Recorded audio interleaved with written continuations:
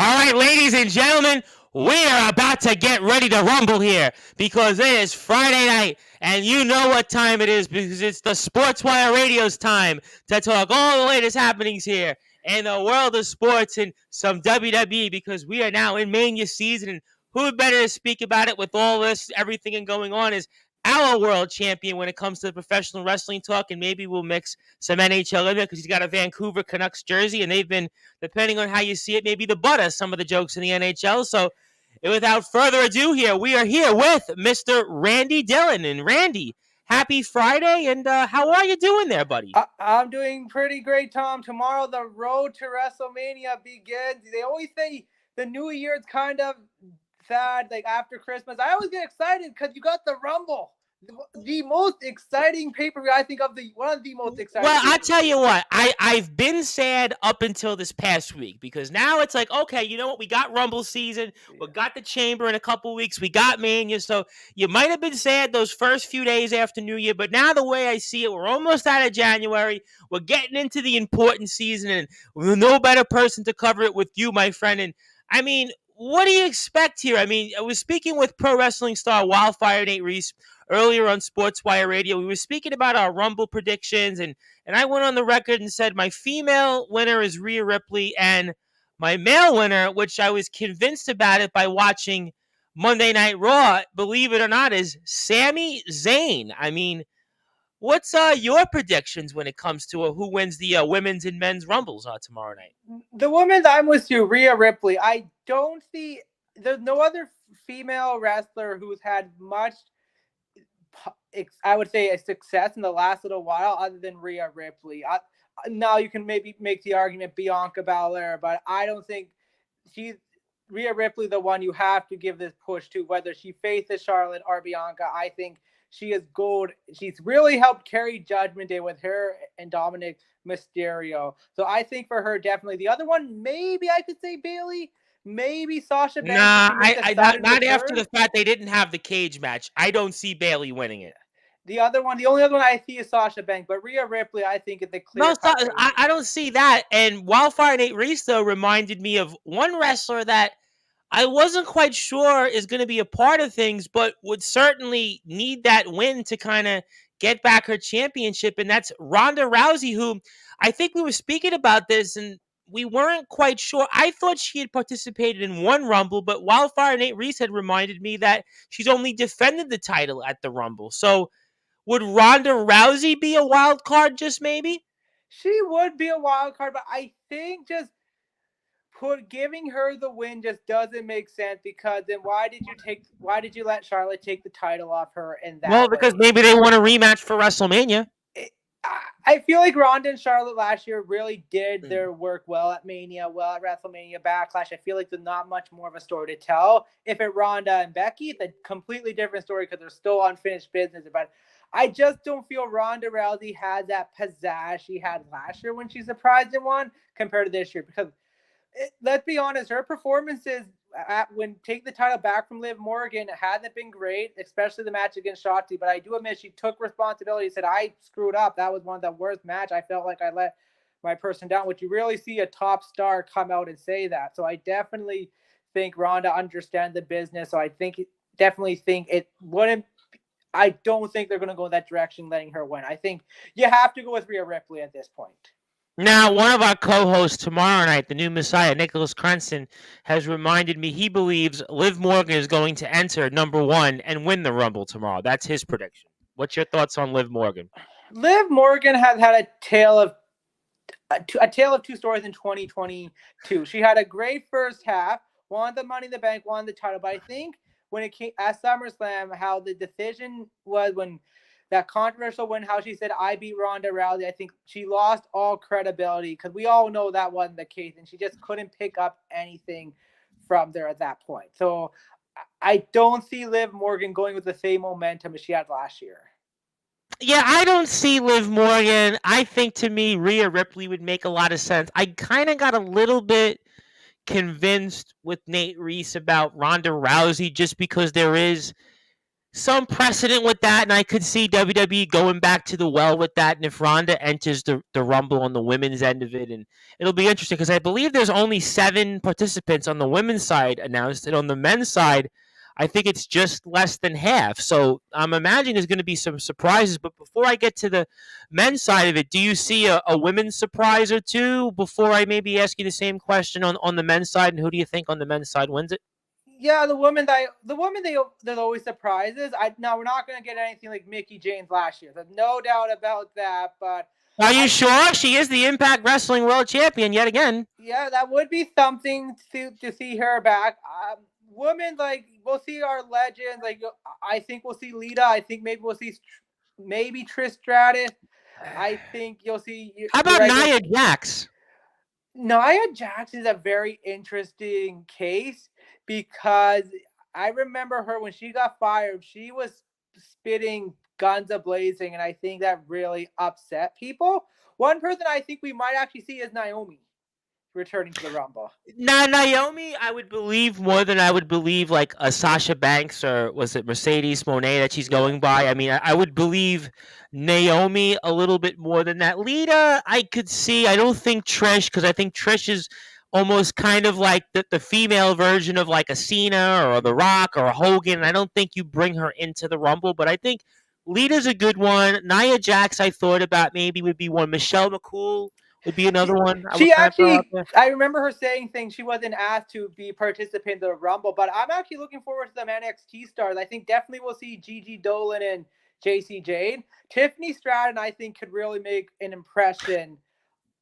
Yeah, I think an NXT star or two will definitely be there. And did I say it with you last week on the men's side? I think Braun Breaker was the guy that I kind of thought we might see on the men's side of it. But going over then to the men's side, obviously I told you who I think is going to win the Rumble, and I can't believe I'm saying it. Sami Zayn. I just think it's just so right there in front of everybody, and that's just the person there because you got this whole situation, whether he's in or he's out, he was on trial, and then you've got some members of the Bloodline trusting him, others not, then you've got Paul Heyman. I mean, so what do you think here on the men's side? I mean, is there a case for Sami Zayn, or am I missing something here? I think there is a case for Sami Zayn. He is over. I just don't know how you spin him winning the Rumble to him going up to Roman and say, I'm going to challenge you. I just don't see it. I think it's the perfect setup, though, because then they can say, as Paul Heyman said, we told you, we couldn't trust him. Yeah. We couldn't trust him. And, I mean, are all the Usos going to be in the Rumble? I don't know. I would assume Solo would be in the Rumble for sure. So you know it's going to come down. Listen, you know as well as I do that in the Final Four, there's going to be somebody there that's an Uso or like a Sami Zayn that's aligned with the Usos. It's just right there for the taking. No, exactly. But I'm still betting it's going to be Cody who's going to walk out the Rumble. I still think it's going to be the grandson of a plumber who's going to come out and walk the Rumble. I feel they have a good story there. I think this does remind me of Daniel Bryan in 2014. But yes, it's leaning toward a direction that they wouldn't have wanted to go into that direction. But this guy, Sami Zayn, these last 3 or 4 months, he stole the show, really. But the only thing is, I was thinking about it and how over Bryan was. Sami Zayn is over, but I don't know if he's on that level of Daniel Bryan over. I think he's on the level of Kofi Kingston over, where he put in that performance. I think he's ahead of Kofi. I felt like Kofi was like internet, political crowd. I think Sami he's really transcending. Yeah. He's going in that direction. Now, the other thing what happened? We have 2 winners in the Rumble. Well, we had that before with Lex Luger and Bret Hart. We had the co-Royal Rumble winners. And then if I recall correctly, they had like a coin toss to determine who would go first. And then wasn't it one year, was it Batista and Cena, where like technically I think, what was it? I'm trying to think. Was it Batista that eliminated Cena, I think, or something like that, where the foot just went over the ropes after the McMahon. It was the double. That was where Vince McMahon tore his quad running down the ring. That's it. Well, yeah, I mean, you could. And Craven Rage here from Wrestling Championship Entertainment, he gives a prediction. He thinks it's Sami Zayn instead of Cody Rhodes. And that's kind of, if you would have asked me even last week, I would have said Cody Rhodes. I know I've seen the Viginites here and everything else that kind of he's definitely a strong contender, but I don't know, man. It's just so obvious there. Can you trust him? Can he not? Now he's in this predicament. What does he do now? He's theoretically the guy to challenge Roman Reigns. Does he withdraw from it? It just puts everybody in that position where they continue to prolong the story, whether he's in or he's out. That's just me. No, exactly. I think if it's not Cody, it has to be Sammy. Seth Rollins, you can make an argument for, but those are the top three. I would say Cody. I think Cody's definitely up there just because you can make a story. Sami Zayn, he had the momentum. They didn't do it with Bryan because Vince decided not to go with Bryan until a lot of persuasion and changes. So I definitely think we'll see what Triple H is he gonna go with the crowd on this one, but hey, you know what? I think Sami Zayn's a better option than what they're thinking because I was hearing Stone Cold might actually win the Rumble and challenge him at WrestleMania. So I'm like, I think then we know Vince is in charge if that's the case. Stone Cold doesn't need to be in the Rumble or win the Royal Rumble. I don't mind if you want to give him a match against somebody, but in terms of him coming in and winning the Royal Rumble, I mean, that makes zero sense. As for Rollins, see, my gripe with him winning the Rumble is if Cody's in there, Cody beat him a bunch of times. Yeah. I mean, almost to me, there really isn't any oomph from that. There really isn't anybody. I mean, we know that Brock is going to be in the Rumble if you caught SmackDown a little while ago, and Bobby's going to be in it. So you know then that Brock and Bobby aren't winning the Royal Rumble. I mean, Brock Lesnar would be kind of like the obvious duh choice, but I just think they're going to cancel each other out. I mean, one name I would throw out there is a complete wild card because he's kind of, speaking of people who've redeemed themselves the last few months, Austin Theory, who had the Money in the Bank, and he, obviously horrifically lost it in a really, embarrassing fashion, but he's really redeemed himself as the U.S. champion. I mean, do you give any credence to, let's say, an Austin Theory or on the SmackDown side, a Gunther maybe winning the Rumble? Gunther would be a huge surprise. I definitely think you do have a chance of making a star with him, but I think still give him some more time. Austin Theory, you tore him down with the Money in the Bank, and you've really done a good job revamping him in a short time. I think him winning the Rumble would be the silliest thing possible because, again, what's the point of it? I think for Austin Theory, he should. My theory is with Austin Theory, he keep the U.S. title at WrestleMania. He beats John Cena and really solidify himself at that point. Yeah, I mean, I don't know what to believe. I mean, Craven Rage wants to chime in and says they wanted to drop Sammy, and I feel Sammy winning is his master plan, basically. Which, again, this goes to exactly my point. It's right there in front of them. Think about it, right? You've got this whole storyline. First, we thought at Survivor Series, he was finally into the bloodline. Then you kind of had here the last several weeks since then, Paul Heyman hasn't really trusted him. Roman really hasn't acknowledged him. And you thought basically on trial there that Roman was basically going to rule. He's guilty on all charges. And then you have here the Usos and one of the Usos, and I think it was Jey Uso, that basically said, no. Here's the times that he saved us. I mean, it's all kind of in front of you to have Sammy win the Rumble. There really isn't anybody else. And I have an answer here from somebody that wants to chime in who's going to be, I believe, with us Sunday night on Sportswire Radio. Another pro wrestler, Mr. Adam Morgan, he thinks the Great Khali is winning the Rumble. I mean, is the Great Khali healthy enough to even enter the Rumble? I mean, speaking of men surprises, I mean, who are some of the names since we spoke last week that you think could be an added surprise? I mean, you kind of threw Stone Cold's name out there, obviously a multiple-time Rumble winner. I mean, anybody else that comes to mind, you think, that we haven't mentioned? Stone Cold, I think, is a big one, suppressing the internet. We've heard the rumor of Switchblade Jay White. You know what? The big one I'm actually interested in, and I've heard, this is a stretch. Brian Cage, his contract with AEW is, I think, close to expiring. So, yeah, but he was just on Dynamite. Yeah, we've seen crazier things. So but he was just on Dynamite on Wednesday against Bryan Danielson in practically a number one contenders match, where MJF basically paid him off to beat the hell out of him. I mean, after what he did with him with the chair, and I mean, I would be really hard pressed to believe Brian Cage. Matt Cardona, same thing, because I don't know if you watched Impact yesterday. Matt Cardona, there's kind of like a cliffhanger still there with Joe Hendry. I mean, who's the internet champion there in Impact Wrestling. I mean, so like I think Matt Cardona's off the table, but I mean, is there anybody else? Yeah, the men's one is always an interesting one because you get these. Because before there was always just people haven't seen in so long, and maybe the legends, but now you have NXT. So like we talked about Braun Breaker, Grayson Waller for sure is another one I could definitely see.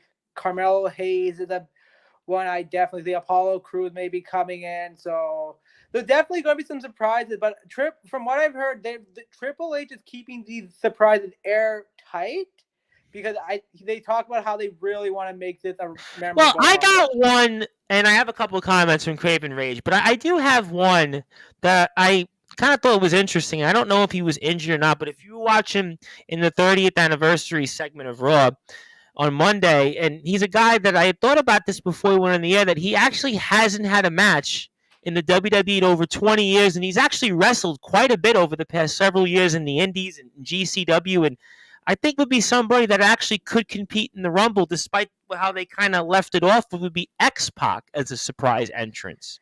Yeah, that wouldn't surprise me. He's buddies with Triple H, so there's definitely we could.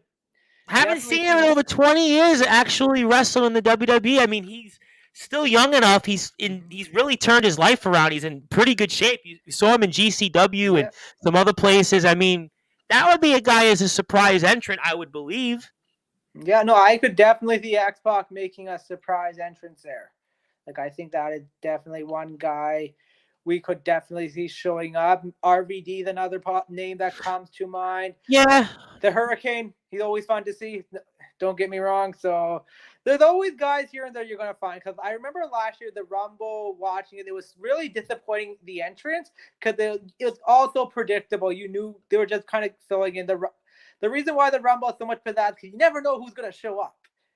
And it's always just nice. Yeah, I don't believe The Undertaker is going to be a part of it based after what you saw with the whole situation with Bray Wyatt. To me, X-Pac and Craven Rage actually says that's a good point about X-Pac because he had originally Randy Orton, but I think Randy Orton is hurt still because we haven't heard anything from Randy Orton in like months. I mean, there's been, like, I've heard nothing on TV about him. So Randy Orton, I would really be very, very hard pressed to believe a Randy Orton would be in the Rumble just because we haven't heard anything from him in at least, 8 months? Yeah, it's been a while. The other one, now this is a very, very far-fetched. Goldust, Dustin Rhodes, the older brother of Cody.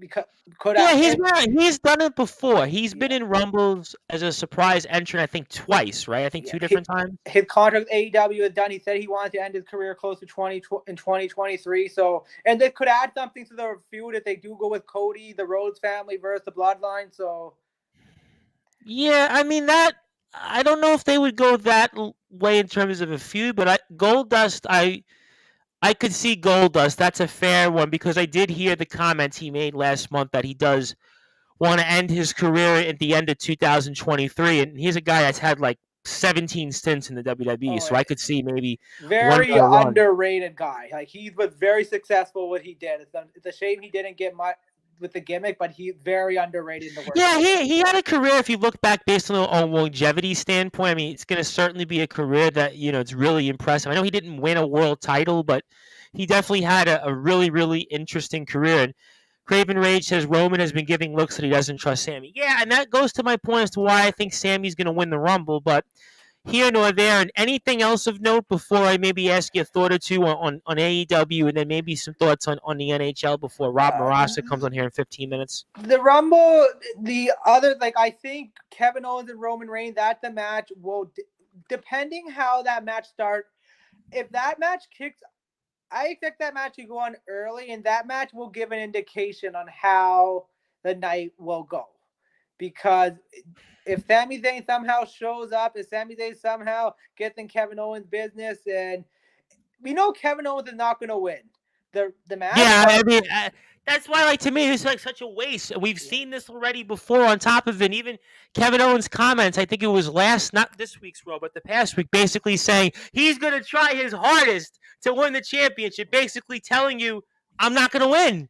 But I would have to say, depending how that match goes, remember how Kevin Owens and Sami Zayn, listen, these guys are friends. The ins and out, and they've been heavy rivals, so we'll see. I think that match will definitely tell a story on how the night will go.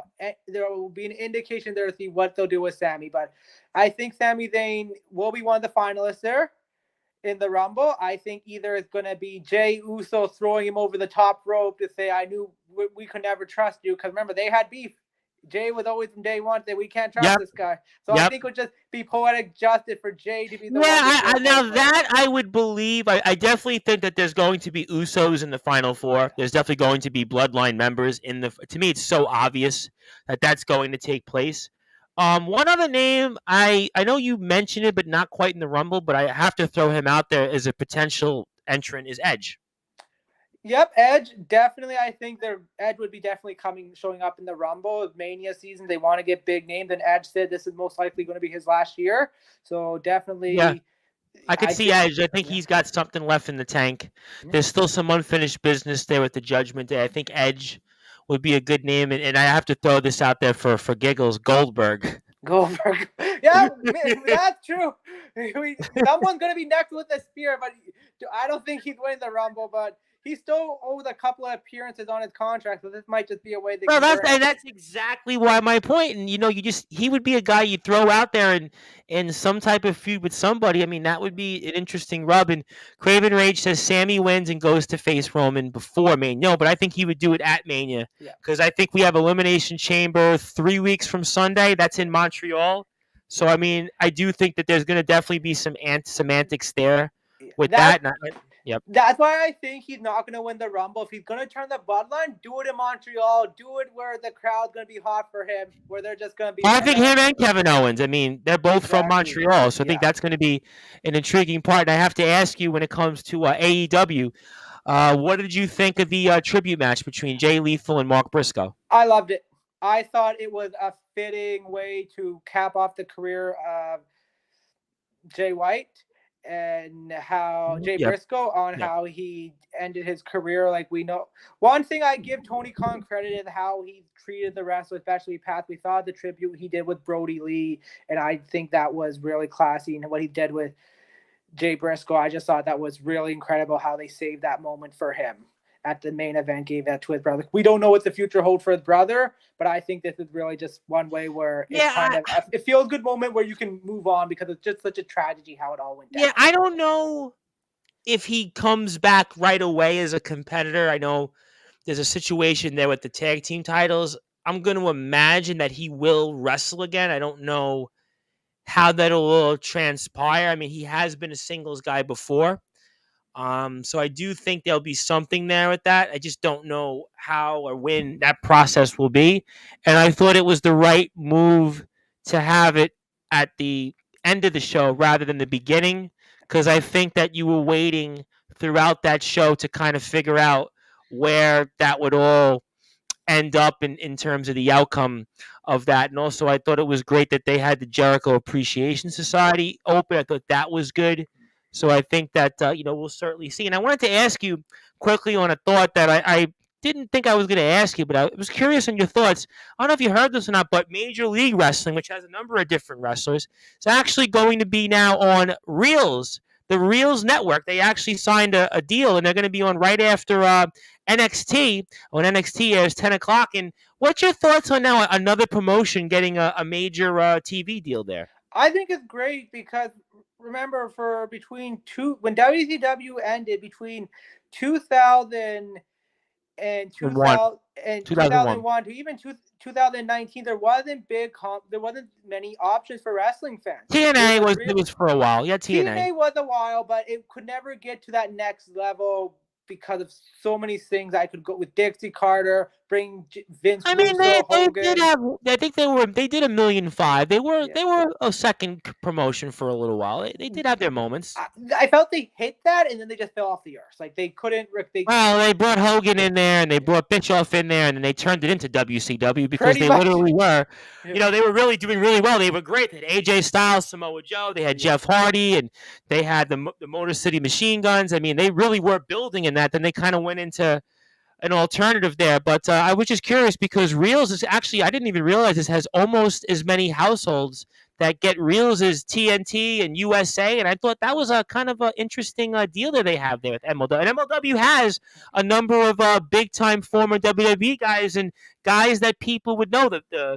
The Billington Bulldogs, obviously related to the Dynamite Kid, and Jacob Fatu and John Morrison and his wife were a part of it. So they have some household names, Davey Richards. So it's actually a pretty decent company there, and I just thought that would be interesting to bring up there. It's gonna be really good because they're now when AEW came, people just thought either WWE or AEW. Now there's so many options. Impact is still around, and there's Impact. I actually, you know what? I've been watching the last several Impacts. To me, Impact has had some really, really good shows of late. I mean, they really had some really had a great ending to their show. If you didn't catch it there, where Rich Swann won a almost like a 6-pack challenge to be the next challenger to Josh Alexander, and they had a really, really great way they ended it. And they've got this whole situation there with Trey Miguel as the X Division champion. They had Mike Jackson, a 73-year-old wrestler, compete for the championship, but it actually made a lot of sense. So Impact, I have to say, I've kind of gotten back into it, so I thought that was good here for the landscape. And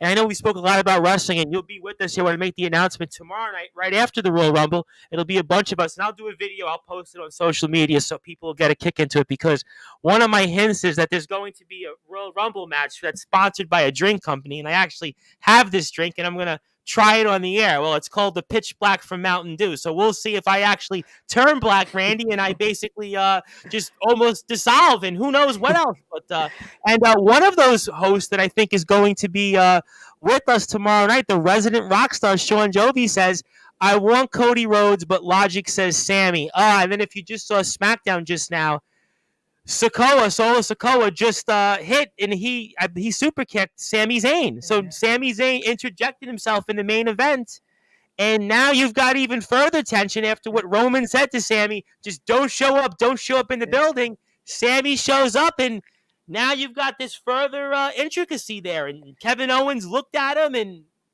I don't know. I mean, but Sean Jovi wants Cody, but his logic says Sami. Exactly my point. I think it's going to Sami. It's going to Sami Zayn. I just my opinion. I don't think you can go wrong either decision. You go with Cody, and I think if Cody wins, then they may have to force Roman to give up one title, and then you can still build on. My only gripe with, and I will get to the NHL in a second. We'll hear from Rob Moroska soon. He's going to talk some Major League Baseball. But the only gripe with Cody winning it, and I was trying to think about this, who has made a big return at the Rumble and won the Rumble? 2 people. John Cena in 2008 and Edge in 2010. There's been 2 people I put on there. Okay, so you answered my trivia question, but you just made my point also partially in that was a long time ago. It doesn't happen too often in Rumble history that somebody returns, makes that big of a splash. And my other point to that, you mentioned John Cena and Edge. I don't think Cody Rhodes is as big a star as John Cena and Edge is. Definitely, I would say not in the WWE mind, but there is one other one, Batista in 2014, but that was just a nightmare, for goodness sake. So. Yeah, the Batista 2014 run, I really kind of want to forget there. But yeah, Cena and Edge, Edge came back, Edge won the title, and then right afterwards, Edge got hurt and then had to retire. I mean, that was the first time. And I did watch the 2008 Rumble. Good catch. In fact, I watched it. I don't know if you have the WWE Network, but I actually watched the 2008 Rumble, and that was with Triple H and Cena as the last 2. So that was a good point. Good point on that. Good catch. I actually, my parents had the Calgary. I have a VHS recording of that Rumble somewhere in their basement. Well, really? So, I didn't know we had VHSs in 2008 still? Yeah, we did. My cousin somehow they always recorded them for me on VHS. So I Wow, I mean, I didn't remember VHS is still around in 2008. Wow, okay, I did not know that. Boy, okay. Well, I thought we had DVDs pretty much and DVR. I mean, I remember my brother DVRing wrestling shows in 2008, but I didn't realize a VHS. I actually still have VHSs somewhere, but that might be for a topic on tomorrow's post-Rumble show. But I guess we'll see. I mean, some people say different things, and I want everybody to follow Sean Jovi on his YouTube page, which you can do. It's on Sean Jovi Selby. Also, Wrestling Championship Entertainment. We'll have some of the guys on with us, and also the Pipe Bomb Wrestling Podcast. And like I said, Randy, I think the reason people should tune in tomorrow night, yes, they'll hear us talk about the Rumble, but I'm going to drink this Mountain Dew Pitch Black on the air. And actually, one more thought on the Rumble before I will get to the NHL. But what do you think happens in the Bray Wyatt LA Knight match, especially after what happened on Raw? I didn't think what happened on SmackDown, how LA Knight came out as Bray Wyatt, the old gimmick. I thought that was brilliant.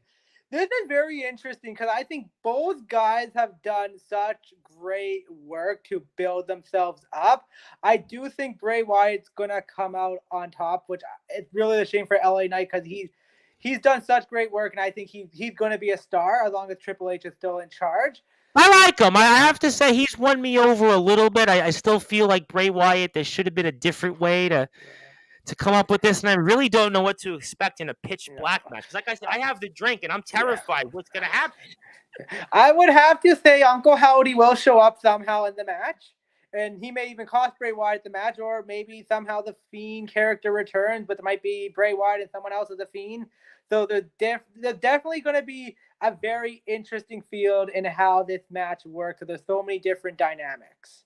Yeah, it's going to be curious, and we'll definitely recap it. We'll talk the whole Rumble, plus much more. We'll have the Pipe Bomb Wrestling Podcast, is the Young Buck, Andy York. We'll have Chris Belcher. We'll also have Sean Jovi and Nicholas Crenton from Wrestling Championship Entertainment, myself, and yours truly. And Laura Delamast, of course, from the Wrestling Roundtable Group. She's a huge wrestling fan, so I know she wants to talk wrestling rather than hear Rob Baraska speak about New York Met memories. And she says Alexa will show up as Psycho Alexa tomorrow.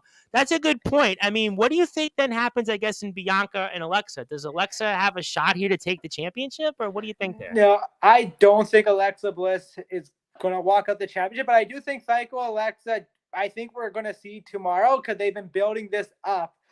Yeah, it doesn't take a genius to figure this out, that they're building Alexa Bliss to go to that crazy, strange person she was in 2021, late 2020, and really had some great work. So she had to, you know what? That was unfortunately, that was the Thunderdome, the COVID era, which I always tell people I just want to forget about, but you got to give her a lot of credit, and I've got a bunch of comments actually about this, and Laura laughs out loud because she knows she wants to talk wrestling. She's a huge wrestling fan. And Laura, I got to ask you, were you at last week's ISPW show? Because I feel like that was almost not too far from where you and Joe Dell live. You probably had an idea about this, and Nicholas Prince, who's going to be our co-host tomorrow night with us for the Post-Rumble show, says he reiterates, my pick for the Women's Rumble is Liv Morgan and either Cody or Sammy. Done.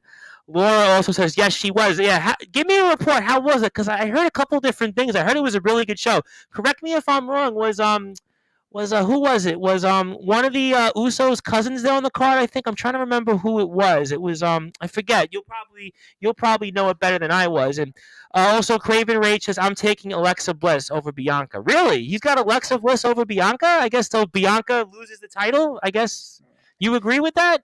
I don't see it. I think Rhea Ripley got to be the one to.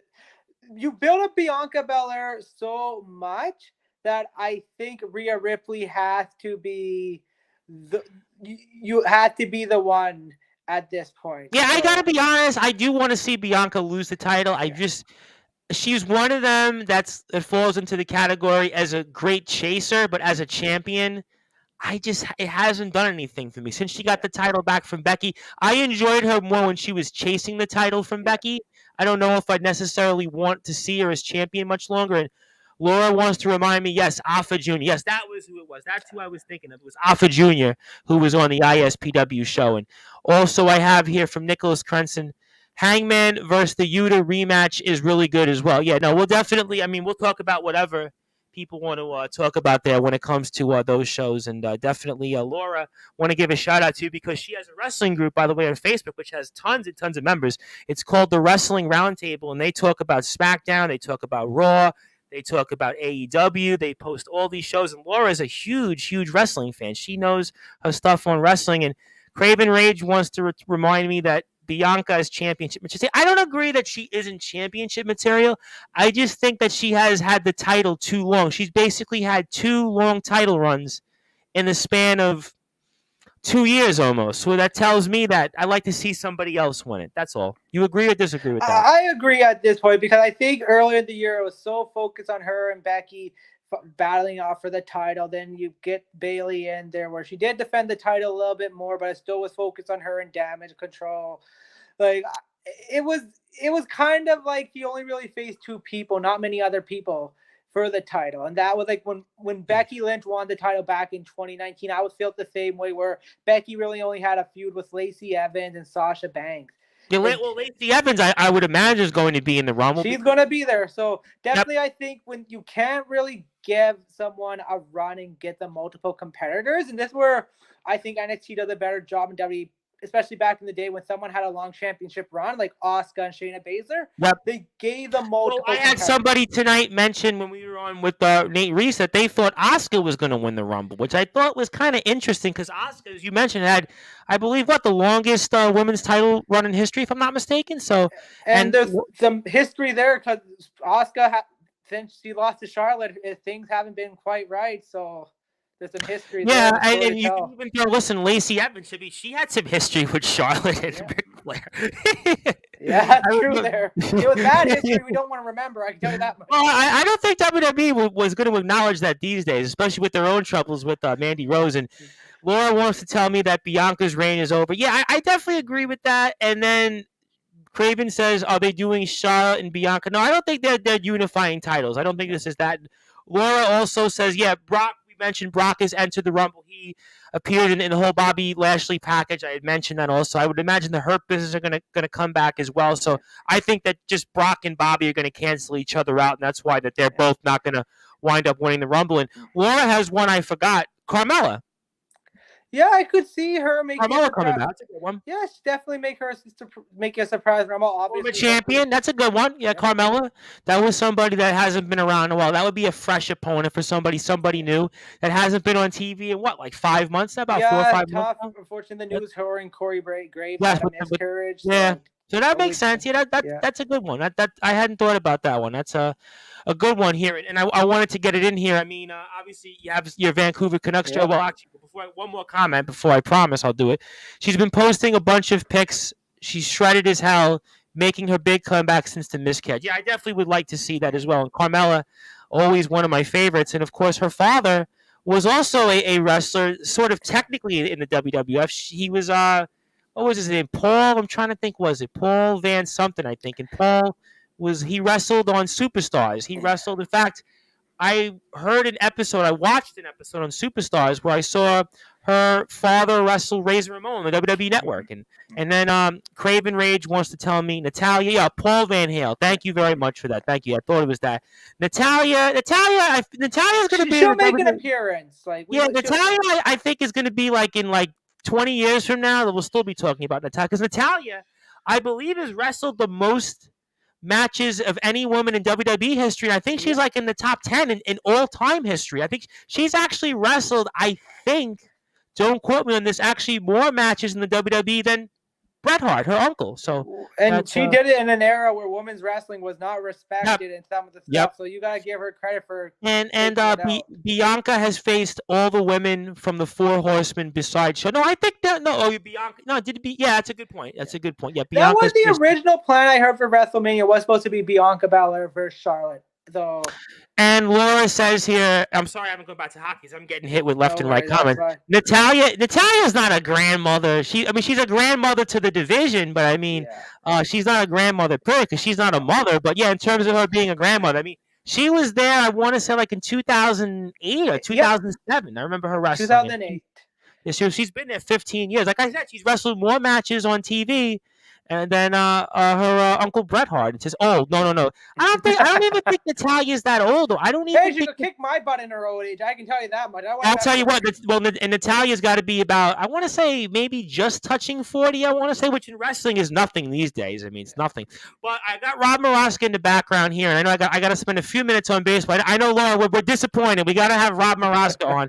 But when it comes to NHL, give me a couple thoughts real quick before I get to closing thoughts. For sure. I'll quickly hit the West with Vancouver. For those who follow that, the Bruce Boudreau situation was a complete disgrace to the league. Oh my God, I've never seen that before. Never seen that. Like, we've all been in pretty much as an employee, you've been told we're going to fire you. We just don't know when. But hey, you're going to stick around. So It was just really so awful. I've never seen that. Like a disgrace what the Canucks did.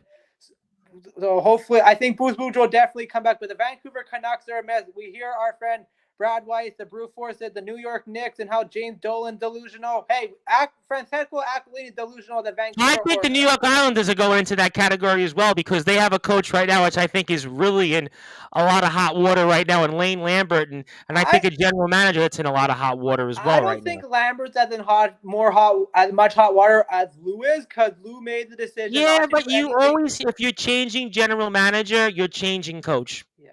That's how it goes in sports. That's true. But I would say, unfortunately for Lane Lambert, like it definitely the Islanders, how things have worked out, they're in trouble.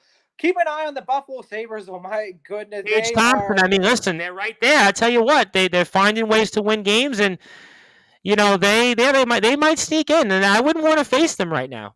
It would be really incredible because listen, the Buffalo Sabres have everything has gone. Their goaltending, Craig Anderson, the 41-year-old, and then you had Eric Comrie. So between the Capitals, the Penguins, and the Sabres, I think it's going to come down to who can stay healthy. We know the Capitals can't. The durability, the Penguins, they've been up and down. Same with the Sabres. And Penguins have had a weird season. They've had streaks of winning and losing, and that always kind of evens out. I don't know if Buffalo has. Yeah, I don't know if Buffalo has the goaltending because I think when you get late into the season, it becomes tight hockey. It becomes 3-point play, basically playoff games. So I don't know. I would throw Florida on the edge also in the mix. I lost a big game to LA tonight. They lost a big game to LA. Then Florida to me has been really, I think, the big disappointment in the Eastern Conference. And all right, so we'll certainly see what happens, and we'll have you back here tomorrow. I'm going to make the announcement again for our wrestling fans, especially Laura. I'll be on after the Rumble, and Laura, I'm going to try the Mountain Dew Pitch Black on air. So I hope that you get to see me try the Pitch Black if you haven't tried it, and we'll see if I actually stay alive afterwards. We'll see if I actually really turn black. I'm so curious. I actually showed my brother this, Randy, who's a wrestling fan. I go, look what I got. And he goes, what? I got the Pitch Black Mountain Dew. He was like, oh, he's like, you really going to try that? And I'm like, yeah. He's like, you think you're going to live afterwards? I'm like, well, I mean, I'll let you know, right? I mean, tune in on Facebook, Twitter, and YouTube at Sportswire Radio. And Craven Rage is laughing because Craven Rage is thinking the same thing. That's why you got to tune in right after the Rumble. But I want to give you the floor, Randy. Anything else you want to add? Closing thoughts and fire away, my friend. Closing thought. Listen, I think tomorrow's Rumble is going to be one of the best Rumbles we've seen in quite some time. I think we're going to see some surprises.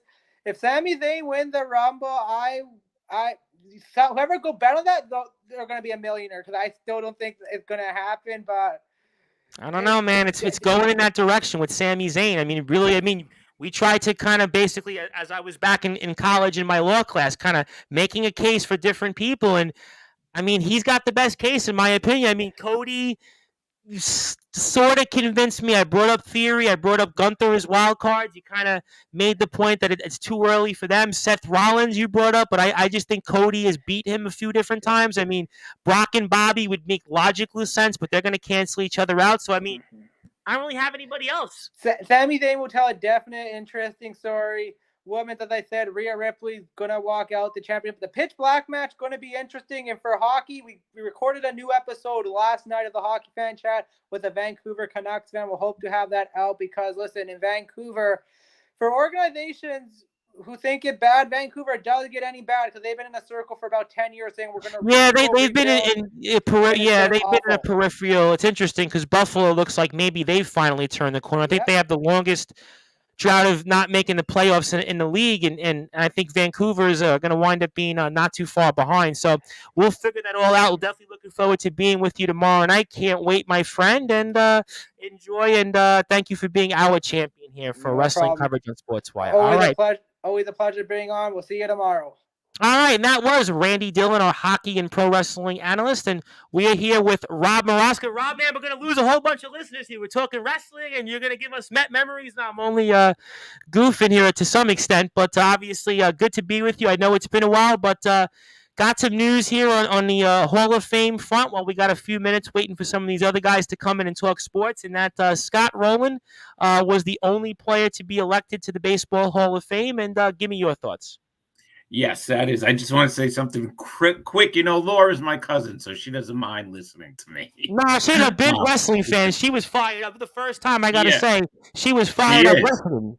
Yep, and yep. she We were knows a talking lot about that. about. She knows a lot about wrestling, but Yes, as she had a far as the lot of Hall, comments. Yep, she was great. as far as the Hall of Fame goes, I I've been thinking about this, and so it just seems like it's becoming the Hall of very, very good players. I don't know. He's one of those players we used to talk about that's right on the line. Um, Yeah, I you mean, know, he was. Yeah, I mean, to me, I guess you'd make the case if Barry Larkin's in the Hall of Fame. His career kind of mirrors Barry Larkin in a way yeah, statistically. He's probably got more home runs. If I would probably make a judgment call on, it's probably got, more runs batted in. But the numbers, was he about a 280 lifetime hitter? Was he got about 2,100 hits? 1,200 RBI. He has one World Series. I mean, yeah. I mean, He I don't know. he's a I mean, 281 batter.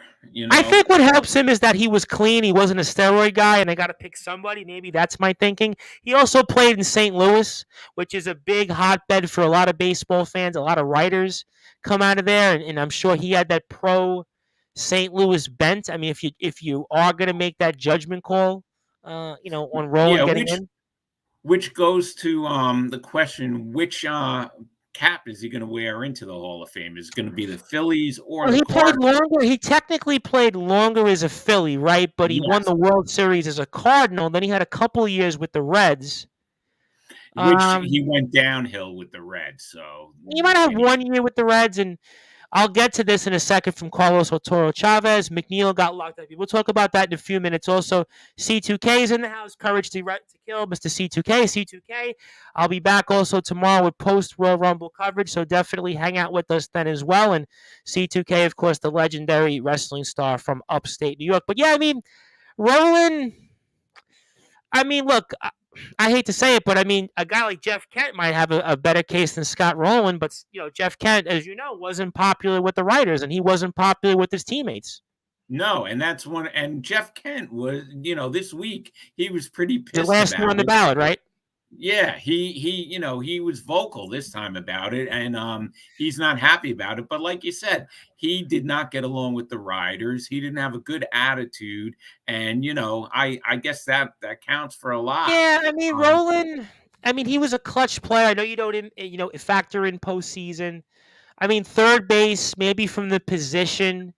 But I mean, his overall career stats, like I said, 2,100 plus hits, like 300 home runs, 1,200 RBIs. I mean, if you look at like the post, maybe analytics crowd, he looks good because his OPS is high. That's maybe, he's got a couple of big years. He's an all star several times, won a few gold gloves. I mean, I don't know. I mean, I could go in or out. I mean, what do you think about a couple of other guys that came up just short? Todd Helton, who seems like he's going to get in, because again, we go through this goofy thing where they yeah, have to like increase their vote totals, but it's like, why not just elect him if you're not going to elect him now? Why are you waiting to elect him when he gets a higher number? And then the other guy, which I think people were talking about, that I think has got 2 more years left on the ballot, but I think is going to get in, but I'm not sure. Billy Wagner, obviously the ex-Met closer. I mean, so give me your impressions on where these two guys stand. yeah. Well, with Billy Wagner, you're right. I think both of them have a chance to get in. Um, I think if Roland got in, Helton, who's got 5 more years on the yeah, ballot, what's he he? Like definitely 11 more Helton votes? definitely. I agree with you on Helton. I mean, like you said, now all of a sudden it's this game where every year they have to go up, and then at the last minute, so they'll get voted in. But I think Helton probably will get in. Wagner, I'm on the Do you line remember with him. Helton? We spoke about in the old days with Tom and Rob, and you'd call in back. In the old, I remember talking about Todd Helton back in like 2019 about his candidacy, and his percentages have really skyrocketed since then. And thanks to the crack staff for giving us his career numbers. I mean, 316, 414, 539. He's an all-star 5 times. He was a gold glove winner 3 times, silver slugger 4 times. I mean, 2,500 plus hits, 1,400 RBIs, 1,300 plus walks, 1,400 runs. I mean, yeah, he's got like Larry Walker career numbers. I'm going to say Yeah. Todd Helton gets in next year. That's my feeling on Todd Helton. I think so. And I was going over some other stats too, and obviously now that he's labeled a cheater, Carlos Beltran, his numbers are really really good. And that last year with the Astros, that cheating scandal, that might cost him the Hall of Fame. Yeah, that was a guy we spoke about, like I said, in the early days of the Sports Report, the Sportswire Radio. We thought that he'd probably get in his first year on the ballot. He gets 46.5%. I mean, he's got 9 more years. I mean, do you think his percentages go up eventually, or does he get judged the same way as a Clemens or a Bonds or, let's say, a Rafael Palmeiro or a Sammy Sosa even? I think it depends on where he's going now. Like if he ever gets a chance to manage, if he changes the outlook, how he looks. I mean, look at A-Rod, even though now, A-Rod with the announcing and everything, but A-Rod and Clemens, I don't know if they ever get in. Pete Rose, we've talked about Pete Rose a million times. Well, Pete Rose is being judged for a different reason. That's he betted on baseball. But see, that's where baseball now is hypocritical, because all you see on post-game, pre-game are all these ads for gambling sites. So, I think Giamatti didn't know in 1989, hey, we're going to have DraftKings and FanDuel. And exactly. Unfortunately, Pete Rose kind of gets lumped into that. But, a guy like Beltran, yeah, I mean, I think that he should be a Hall of Fame. I mean, he's got basically the same numbers as Andre Dawson and maybe even a little bit better numbers. Again, 1,587 RBIs, 312 steals, 435 home runs, 2,700 plus hits, 1,500 plus runs scored, 565 doubles, 78 triples, 1,000 plus walks, 279, 350, 486. So, yeah, I mean, he's got 1, 2, 3. He's got 3 Gold Gloves. He's got 1, 2, 3, 4, 5, 6, 7. He's got 9 All-Star games and a Rookie of the Year. And I mean, that should pretty much give you a strong case. I mean, anybody else you note that they get in or not? I mean, Gary Sheffield's moving up, but it looks like he's going off the ballot soon. I mean, anybody else? As we know, Sheffield has 500 home runs, and that used to be the benchmark of getting in the Hall of Fame. If you hit 500 home runs, you're in the Hall of Fame. Sheffield's another one. 55% with 1 more year left. I mean, that's going to be a tall order for him to move that many votes to get in. Yeah, and he probably won't, so he'll have to wait for, when the committee could elect him. So, but he may get in. I mean, the temporary committee. Yep. Yeah. He has 500, like we said, 500 home runs. So it could go either way. But there are players that are in the Hall of Fame who shouldn't be in the Hall of Fame, and there are players who aren't in who should be in. So sometimes it's a popularity contest. We know that. Yeah, and another guy that moved up but still got ways to go is Bobby Abreu. Bobby Abreu jumps to 15.4% on his 4th year on the ballot, but still very tall odds. Another guy that got impacted by some stuff off the field, Omar Vizquel at 19.5%. There was a time where we all thought Omar Vizquel was going to get in, but there was some stuff that happened to him off the field, and that's kind of why his numbers have dropped down dramatically when it comes to the Hall of Fame vote. Manny Ramirez, another guy that has certainly been impacted by a number of different things. His 7th year on the ballot, he's at 33%. So we'll see what happens with him. Obviously, another guy you think on paper, but falls to that category of a Clemens or a Bonds, and he is moving up. So that means that he's got 3 more years left. So we're going to probably have the same dance that we're seeing with a Sheffield next year. And Alex Rodriguez, 35.7% in year 2. I mean, what's your impressions on A-Rod? I don't know. Maybe A-Rod eventually gets in. He jumped up slightly. He jumped up a couple of votes. Yeah, he jumped up slightly. But those steroid players, I don't know what's going to happen with them. Clemens. I just don't. I don't know. It's totally different. The Hall of Fame, it's just not the same right now. As it was. It used to be. Yeah, couple of other guys of note, Jimmy Rollins, year 2, just under 13%, of course, noted Met killer, World Series champion, National League MVP. Mark Burley's an interesting case, 214 wins, probably gets judged upon a little bit better, really, again, falls into that very good category. He's at 10.8%, also Former Met Frankie Rodriguez, who had the single-season saves record, he's also at 10.8%, 437 lifetime saves, although he had some problems off the Yep. field, which I'm sure is going to Yep. certainly impact his vote. I mean, because that was a guy Definitely that, yep. with Go his ahead. father-in-law, so that Yeah. impacts it too. The other name I got He's- to throw out there before we move on to the McNeil news was Andrew Jones, who seems like he's inching closer. That's the other guy that we left out, who's at 58.1%. He's got 4 more years left. Now, that was a guy, when we were speaking way back in the old Sports Report days, that you would have said, well, he came up a little bit short, was a great player defensively, but his last 4 or 5 years of his career after turning down the big deal with the Braves just kind of really fell off. But again, if you look at the fact he did have the 10 gold gloves and he did also have the 5 All-Star games, 50-plus home runs in his season, and he's really jumped because think about where he was when we started out. He was at 7.5%. Now, I mean, he's skyrocketed to where he's – I don't know. What do you think happens with Andrew Jones? Does he get it? He's kind of like the darling of the new generation analytics crowd now. Yeah, well, he might get in. I mean, like you said, he jumped massively. He was 7% in 2019 when we when we talked about it then, we didn't think he was going to get in, but now you know what? You're right. He's jumped up and he has a chance. So yeah, I mean, if you look at the WAR, defensive WAR, if you judge that, he's 22nd all time. So that would certainly be in a category for him. I mean, you look at he led the league in home runs and RBIs, 51 and 128. He's got the 10 gold gloves and he's got 434 career home runs, which is okay. The batting average kind of hurts him significantly because he's got only a 254 lifetime batting average. But, I think it's going to be the defense, not so much his offense that gets him in. And make no mistake, he's got, 1, 2, 3, 4, 5 seasons of 100-plus runs batted in. He's got 1, 2, 3, 4, 5, 6, 7 years, 8 years of 30-plus home runs. But I think it's those 10 gold gloves that are going to probably, if I were to say that gun to my head, probably just pushes him over the threshold. I don't know if it's going to be next year, but probably in 2 years from now.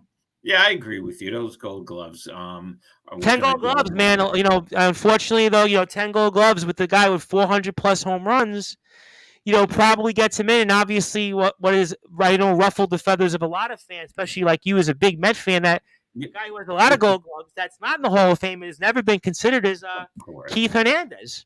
Yeah, that's another joke in itself. But we know, off-field problems back in the 80s. We know what he did, and, that might be one of the reasons. But one other thing about the Hall of Fame, I can't believe there's a little debate going on with Fred McGriff and what hat he's going to wear in the Hall of Fame. I think that's a tough one. Well, because again, in this era, there's a lot of guys, as we're talking here with Rob Morosco, our longest tenured analyst here about Major League Baseball and the recent Hall of Fame vote, which inducted Scott Rowland into the Hall of Fame and earlier, right before the end of 2022. For McGriff, if you look at McGriff's career, again, he's one of those guys that, he played 5 years with the Blue Jays, he played a couple years with the Padres, played maybe 5 years with the Braves.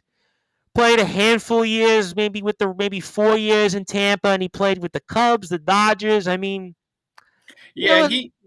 but I think it should be with the Braves. He did win a World Series with the Braves. You could make the case even with the Blue Jays. He won a home run title there. I mean, one of these guys. I mean, he doesn't, like a Rowan. Rowan plays 6.5 years with the Phillies. He plays 5.5 years with the Cardinals. He plays a couple years with the Reds. He plays a year with the Blue Jays. I mean, he's one of those guys. I mean, he didn't have 10 years with one team. I mean, I think he may go in as a Cardinal though, because his last years in Philly, he had problems. Yeah, he had problems there. Yeah, I agree with you that I think Roland is more likely to go in as a Cardinal. If you went based off that, McGriff, I would agree with you, would go in as a Brave because he won a World Series as a Brave. Yeah.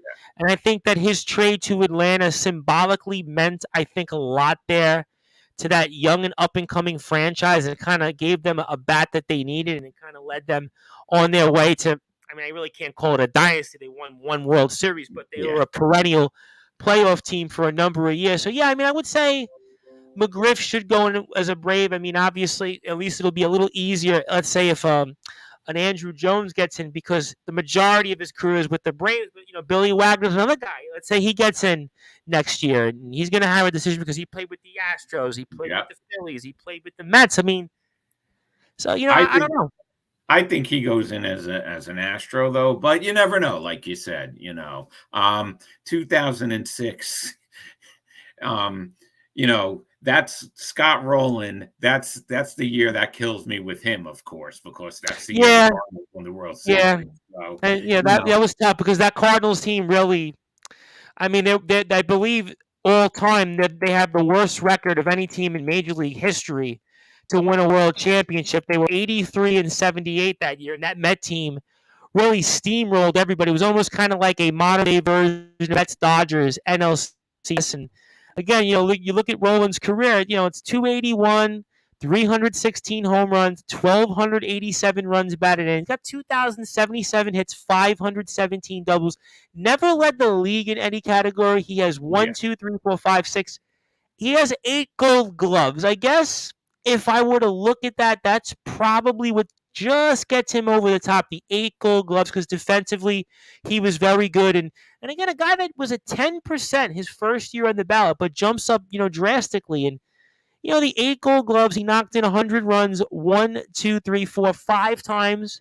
Hit 30 home runs 3 times in his career. I mean, I guess I'd put him in, lifetime in that 2006 postseason. He hits about 300. He has 1 home run in the World Series. Nothing eye popping.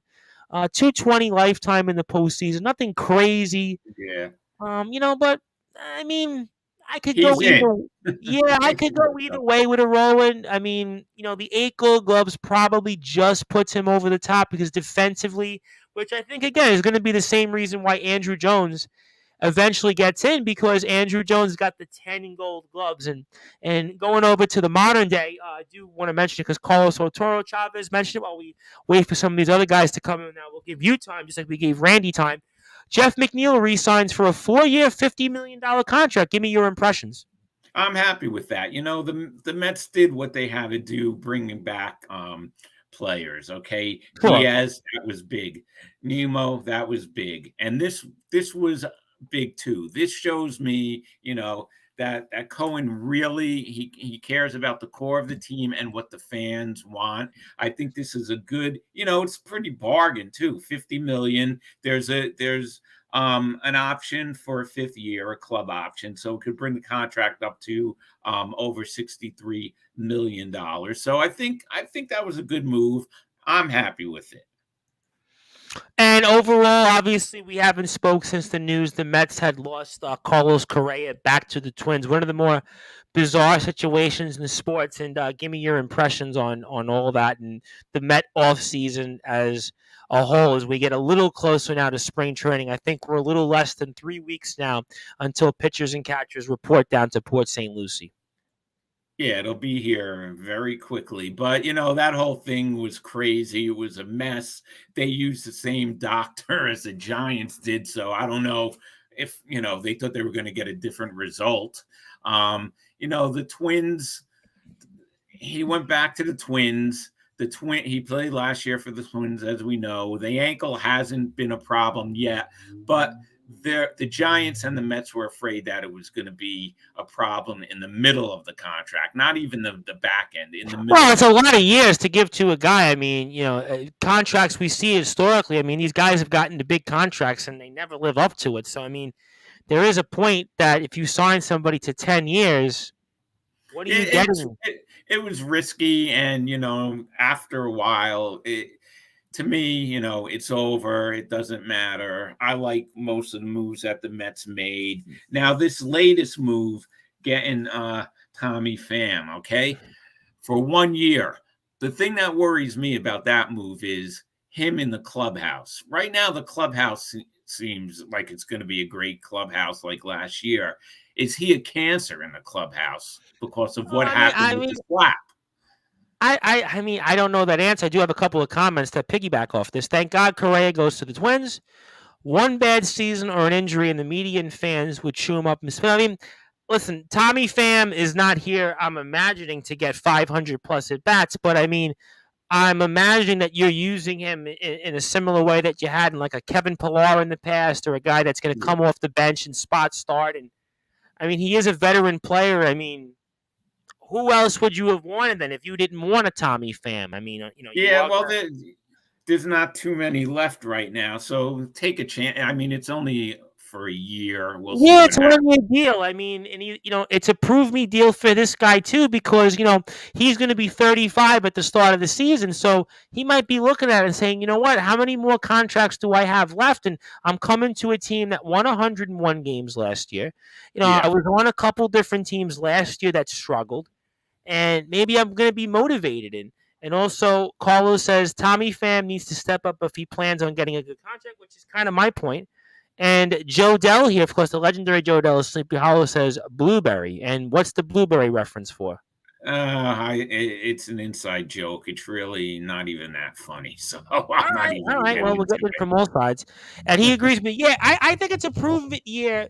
Also, because again, what are you expecting from him? And the Mets have kind of lucked out with some of these contracts with these guys. They get him in here 1 year, and they kind of give them some numbers. I mean, Kevin Pillar was an example. Yes. We got a lot out of Kevin Pillar and some of those other guys that were on that roster a couple years ago, and they provided some spark for us. So maybe that's what they're looking for. I mean, was there anything else to note at this offseason, which is pretty much over as a whole, that you thought was interesting here on this team? Well, I want to say something else about a player like Darren Ruff.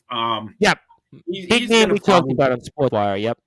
yeah, he's probably going to be in there for spring training. But after last year, unless he's really got to step it up in spring training, or else they gotta let him go. I mean that turned Well, out he's to a be guy. I mean, the fan base is going to let this guy hear it. God forbid he starts the season like 0 for 20, 0 for 25. This is going to be one of those guys. And I think, again, a big move for Met fans was getting, I think, James McCann off this team, because I think Met oh fans had just basically had enough of seeing him. Unfortunately, again, another one of those guys has the best season of his career before he goes to the Mets, and then he comes to the Mets and he's a total bust here. And big shout out to Joseph Bostrom, who's in the house here. Says can't wait for spring training. Yeah, I think we're about just about 19 or so days from now, right? Spring training's right after Valentine's Day. It's right around that week, right? So we're looking at just about 19 or maybe 17 days, something like that. So you were pretty much not that far from that. That's the one good thing I always tell people. We're just about in midwinter now. We're actually 40% of the way through in the winter. So that means that each day we gain light, we gain 1 minute, and that gets us one step closer to baseball and warmer weather here. And so far, it's been a relatively good winter. So hopefully we pray and pray to the Lord that it continues to be that way. And Carlos also says bench was okay for the Mets this past year. yeah the bench was okay for the Mets. Listen, they won 101 games, so everything Well, that's went why you well. can look at it. A Tommy Pham comes in here, veteran player, prove me deal, wants to be on a winning team. Maybe it gives him something. I mean, you got to look at it from that standpoint. I mean, you are coming to a team that is in paper it's a good ball club. I mean, they have improved despite the Correa move. I would argue that Verlander for DeGrom, based off the individual seasons, would be an advantage Verlander. So you improved in that category. You made some moves to fine tinker the bullpen a little bit, and I think the lineup, should be a little bit improved as well. Yeah, I agree with you. And you know what? DeGrom being gone now, no one even cares. I mean, after his Well, I remarks with think the also a Rangers. part of it is he went to Texas right now. If he went to Philadelphia, like Syndergaard who's on the Oh Phillies, yeah, or Wheeler's on the Phillies, or let's say anybody else that goes to the Phillies, I mean, people would be forget about it. I mean, you wouldn't hear about it till the end of the world. Taiwan Walker, another example, goes to the Phillies. That's who I was thinking of. And I mean, if he had went to the Phillies, I mean, we wouldn't be forgetting about him. I mean, we're gonna no, forget no, about him now. and if he would have went to the Braves, which there was all that talk for a while that he wanted to pitch for the Braves. If he would have went to the Braves, then yeah, of course not. But like you said, he's in Texas. Texas is going nowhere. The Texas latest move was to sign ex-Yankee Clint Frazier to a minor league contract. So, Well, that's a forgettable name. I mean, that was a guy that was supposed to be a huge, big time prospect, and and I think he was acquired in the was it the Aroldis Chapman trade, if I'm not mistaken, or the Carlos Beltran trade? It was one of those trades he was acquired in. I think. And what a bust! What a big time bust! Yep. So that's the one of the big moves that Texas made recently. So we'll have to see what happens. But overall, the Mets had a very, very, very good offseason, and I'm looking forward to spring training, definitely. Absolutely. Yep. I'm definitely looking forward to that. And while we actually wait for some of these other guys to come on here, wanted to get your impression now that I'm actually going to kill time. I'm actually going to go and mention it. Mets Hall of Fame earlier this year was announced and some new names. And give me your thoughts on some of those names. Howard Johnson, I know, was one of the names announced, inducted into the team's Hall of Fame. And give me your thoughts on him and a few other names of note. Well, Hojo, he definitely deserves to be in the Mets Hall of Fame, and I'm happy about Hojo being elected. He became such a good hitter and a clutch hitter and a power hitter. You remember seeing him play, right? I didn't see him play, admittedly. I'm a little too young. I didn't really see his career. I mean, I've followed his career. I've covered it, but I didn't physically watch him play. But I mean, I know the stats, and 30 home runs and 30-30 and Silver Slugger. Yeah, and 30-30. And I saw him play many times at Shea, and Hojo was one of my favorite players from the '80s. So well deserved. I thought he'd be elected sooner than that, but I'm definitely happy about Hojo getting elected into the Mets Hall of Fame. That's really good news. Yeah, but anybody else you had an opinion on that got elected into the Hall of Fame with the Mets? Let's see. I'm trying to think who else do we have here? A couple of the names here have noticed the crack staff pulls that up here for us as we're here talking with Rob Moroska. And Rob Moroska here, you can follow on Twitter at R Moroska. Also, Al Leiter was another name. Oh, yeah. I was trying to think Al Leiter. Listen, Al Leiter pitched one of the best games in New York. I remember watching the 1999 National League game. So Al Leiter, I watched his career as a Met. I didn't watch Howard Johnson. Yeah, I know you did. Al Leiter pitched for some of your favorite Met teams. Yes, he pitched. Yeah, he pitched for a long time. A guy we interviewed, Glendon Rush, his teammate. Yep, Al Leiter won, I think, 98 games as a Met and pitched in some really important games for us. So yeah, definitely, he had a very, very good career as a Met. Probably had his most success as a Met. Yeah, I think he did even more success with the Mets than the Yankees. And that game in Cincinnati, I mean, it was just so clutch. And he deserves it. He was one of my favorite pitchers from that, time period also. So no, he was with us. He spent 7 years for us and a couple All-Star games, and was kind of our number one pitcher. Really wasn't a number one guy, but kind of for those teams that 99, 2000, 2001 was the number one starter. But again, had a very good career. Had some important moments. Also, local guy Tom's River. And before I get to Chris, I'm actually going to bring Chris in and get his thoughts on the Hall of Fame because I don't have the brute force for whatever reason, which is fine. Joe Dell says we're all looking forward to 2023. Hojo was accused of corking his bat because he was so good. Yeah, I mean, he had an interesting career. Also was in the Mets organization as a manager. Always great to hear from Robin. Speaking of hearing from people, we're hearing from noted Philadelphia Phillies fan, the host, Philadelphia Eagles fan, host of the Talking Rivals and the Liftoff Jets. That is Mr. Chris Pizzea. And Chris, how are you, my friend? Good. What's going on, guys? Sorry I'm a little late. No. You know what? I was expecting the brute force Brad Weiss here, and for whatever reason, he's not here, but that's okay. But while we're talking, because I'm sure you and Patrick had spoke about it, and I have the Talking Rivals show, and I plan to play it this weekend. I actually do plan to play it. Despite you telling me not to play it, I am going to play it because I'm live a couple of times, and I need a buffer. But what did you think of the Hall of Fame vote with Scott Rowland getting in? Any other impressions on that while we have here a little while of baseball talk? Yeah, you know what? I think Roland deserved it. I know it's a lot of people are not so much on, going for it that he should be in it. But when you look at his stats and you look at it towards the other third basemen that have played over the years, he's right there. He's like a top 10 third baseman of all time. I think he's fourth in Gold Gloves. Yeah, I think what we're talking about, and I kind of felt what put him over the top was the 8 Gold Gloves. I feel like that was probably what puts him over the top. Definitely. He's right there. I think only 3 guys have more Gold Gloves than him, right? Schmidt, Brooks Robinson, and one more. I'm trying to remember. I believe one more has more than third base. Trying to think here. Craig Nettles? No, I think he only had 2 or 3 Nettles. Did Paul Molitor place in third? Yeah, not that much though. Not for hold on. Third base. Let me think. Third baseman. Let me see. Interesting question here. Trivia question. I hadn't thought about that. Third baseman. Who had more Gold Gloves? By the way, Roland is number 9 on the list of all-time third basemen. So okay, number 9. Oh, you know what? And are the other 8 ahead of him in the Hall of Fame?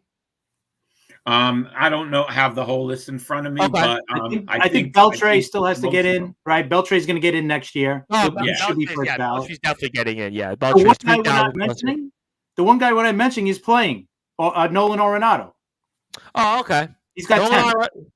Okay. Well, yeah. So I would imagine. Yeah, I would imagine he's getting in. Yeah, he's a first ballot. So only Brooks Robinson, Nolan Arenado, and Mike Schmidt have more Gold Gloves at third base. No, I didn't realize Arenado's played long enough to get. I would have thought he had 6 or 7. He's got 8 already, huh? Right, 8 Gold Gloves. All right. Yeah, I kind of think Rowan. He's got the 1 World Series, 300 plus home runs. The other name we were talking about that I kind of think is kind of on a similar trajectory. That's kind of getting him in the Hall of Fame because he's become a darling of the newer crowd. We were talking about this, Chris, and I know you watched his career like I mostly caught his career. Rob caught his whole career. Is Andrew Jones. Andrew Jones, I remember I was on the air 4 years ago when I started, and I was like, I don't know if this guy's a Hall of Famer. He struck out a lot. He kind of ended kind of low, but he's pretty much right there. He jumped up 17% this year. Do you think he gets in eventually in the next couple of years? I would think so. I mean, think about it. He's got 10 Gold Gloves in center field. Only 3 guys have more than him in center field. Well, actually 2 more. Willie Mays and Clemente with 12 each. Griffey also has 10 also, and Ichiro has 10 for the outfield. Griffey and Ichiro and Clemente and Mays are like. But here's the thing: there's only one other player. I'm not going to include Arenado because he's not in yet, but let's assume he's going to get in. There's no other player other than Omar Vizquel that has double-figure Gold Gloves that's not in the Hall of Fame. And we talked about Omar Vizquel. We talked about it last year. A lot of off the field stuff. He ain't getting in. Yeah, he's probably out. But I think, listen, Andrew Jones had that great first part of his career, and then we talked about it. And I remember this. I think he turned down the contract with the Braves, and then his career went boop. And he went. By the time he went to the Yankees, he was like a part-time player. That's why I think he doesn't get as much love as he should for the Hall of Fame votes, is because his career, like you said, went right at 31 or 30. We went over his numbers. Yeah, we went over his numbers again, and I kind of think that he should get in 10 Gold Gloves, 400 plus home runs.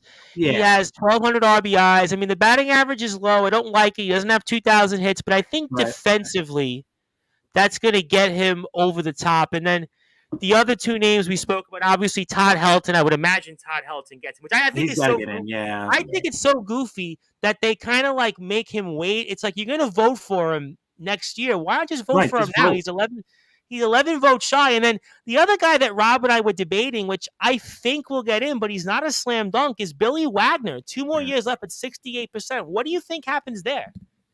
You know what? I think he gets in because not many. Yeah, I mean, there's not many closers in. The problem is the next couple of years, more guys that are going to get in or should get in are going to be added to the list. So Rodriguez, we just mentioned, was on the ballot, but we don't think he's getting in because probably not. Yeah. He actually tested positive. He actually got suspended. Yeah, he had problems off the field with the Mets, and he had he was like a keg of worms. But I mean, his numbers would say, get in. But there isn't that many guys from a closer standpoint. But I did. So do you guys both think Wagner gets in? I would think eventually, right, Rob? I think. He's got 2 more years. 2 more years. 2 more years to get 7% more? I think he can squeeze it. Well, and then the other names, Gary Sheffield's got 1 more year, 55%. We don't think he's getting in. See, and the thing with Sheffield, what writer? One of them, one of them was talking about it on TV, and the reason why he votes for him is obviously the numbers are there, but he actually went in front of court, right, and said that he did not willingly take steroids.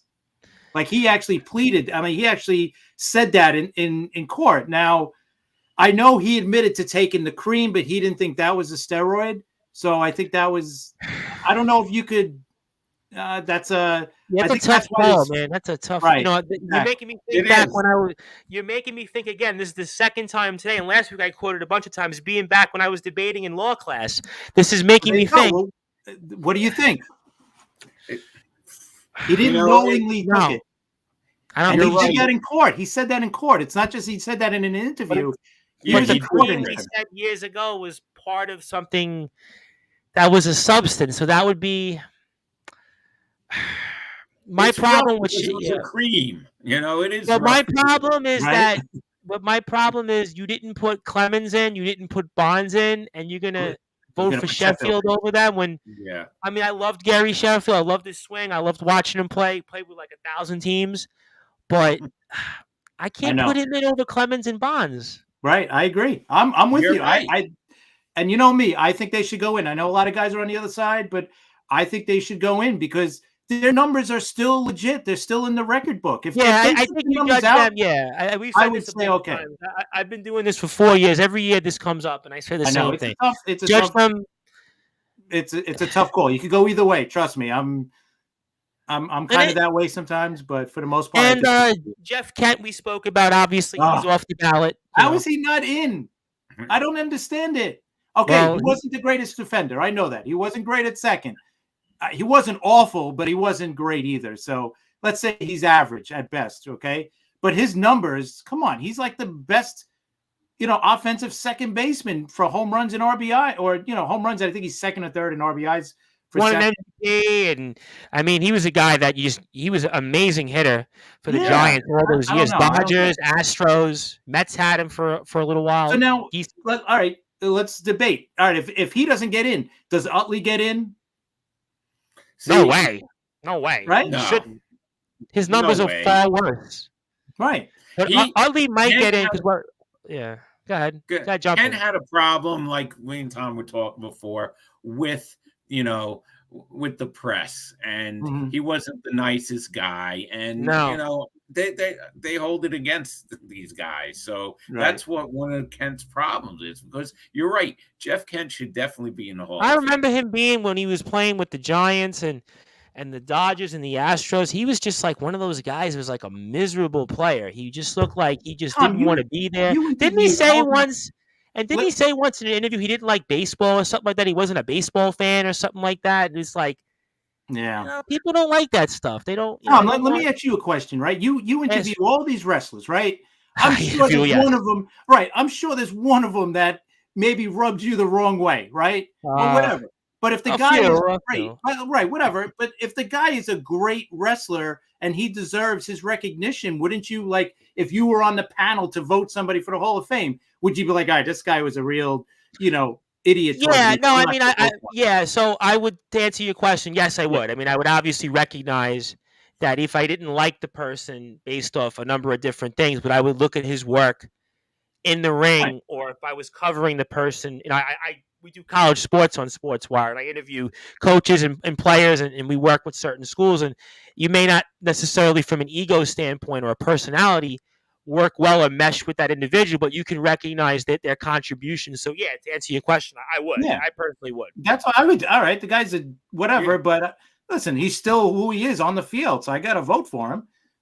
I may not ask for his autograph if I see him there, but I'm not going to. You know what I mean? I'm not going to, I got to still acknowledge the guy, what he did on the field. Absolutely. Listen, I mean, Ken, to me, listen, there are guys in the Hall of Fame with far less stats. I mean, you think about, Utley's an interesting game. I mean, I know we had a tremendous clutch player. I just feel like statistically, he should. What's next? We're going to put Justin Turner in the Hall of Fame if we're really going that road. I mean, some other names, but Manny Ramirez jumps up slightly. He's up to 33%, 3 more years on the ballot.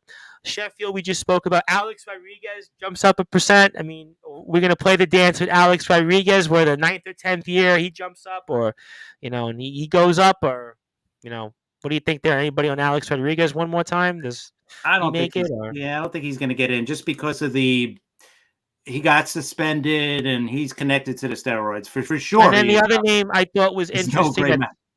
Other name I thought that was interesting.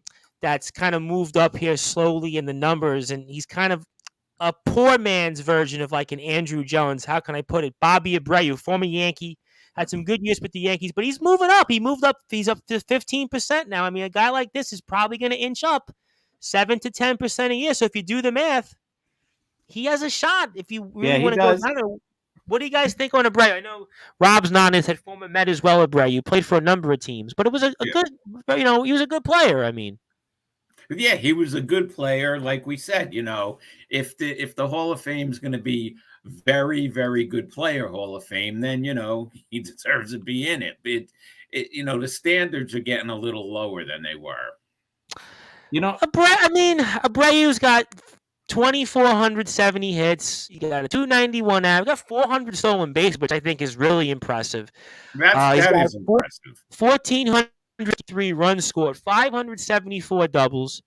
He's got 1,363 runs batted in. He's got an 870 OPS. I mean, only got 1 Gold Glove, 1 Silver Slugger, 2 All-Star games, but he's a darling. He's one of these darlings here. Carlos Otoro Chavez says the thing about the Hall is that these good players don't care if they make it. The players know it's a terrible voting group. What do you guys make of that comment? I think they care if they get in. I do. I really do think they care if they get in.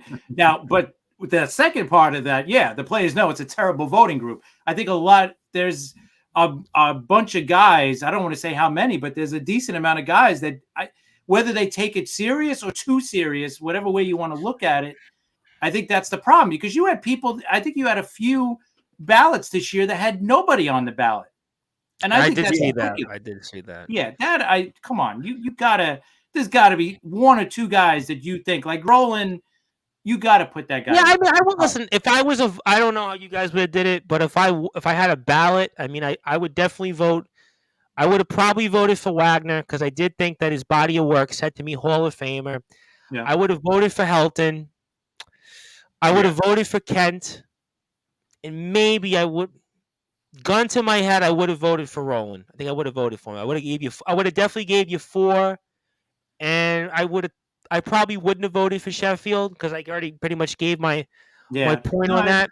Good argument. I would have gave you at least 4. So I would have gave you Kent, Helton. I do think Helton's a Hall of Fame. I know he gets knocked because he played in the ballpark, but my theory is if Larry Walker gets in, you got to put Helton in.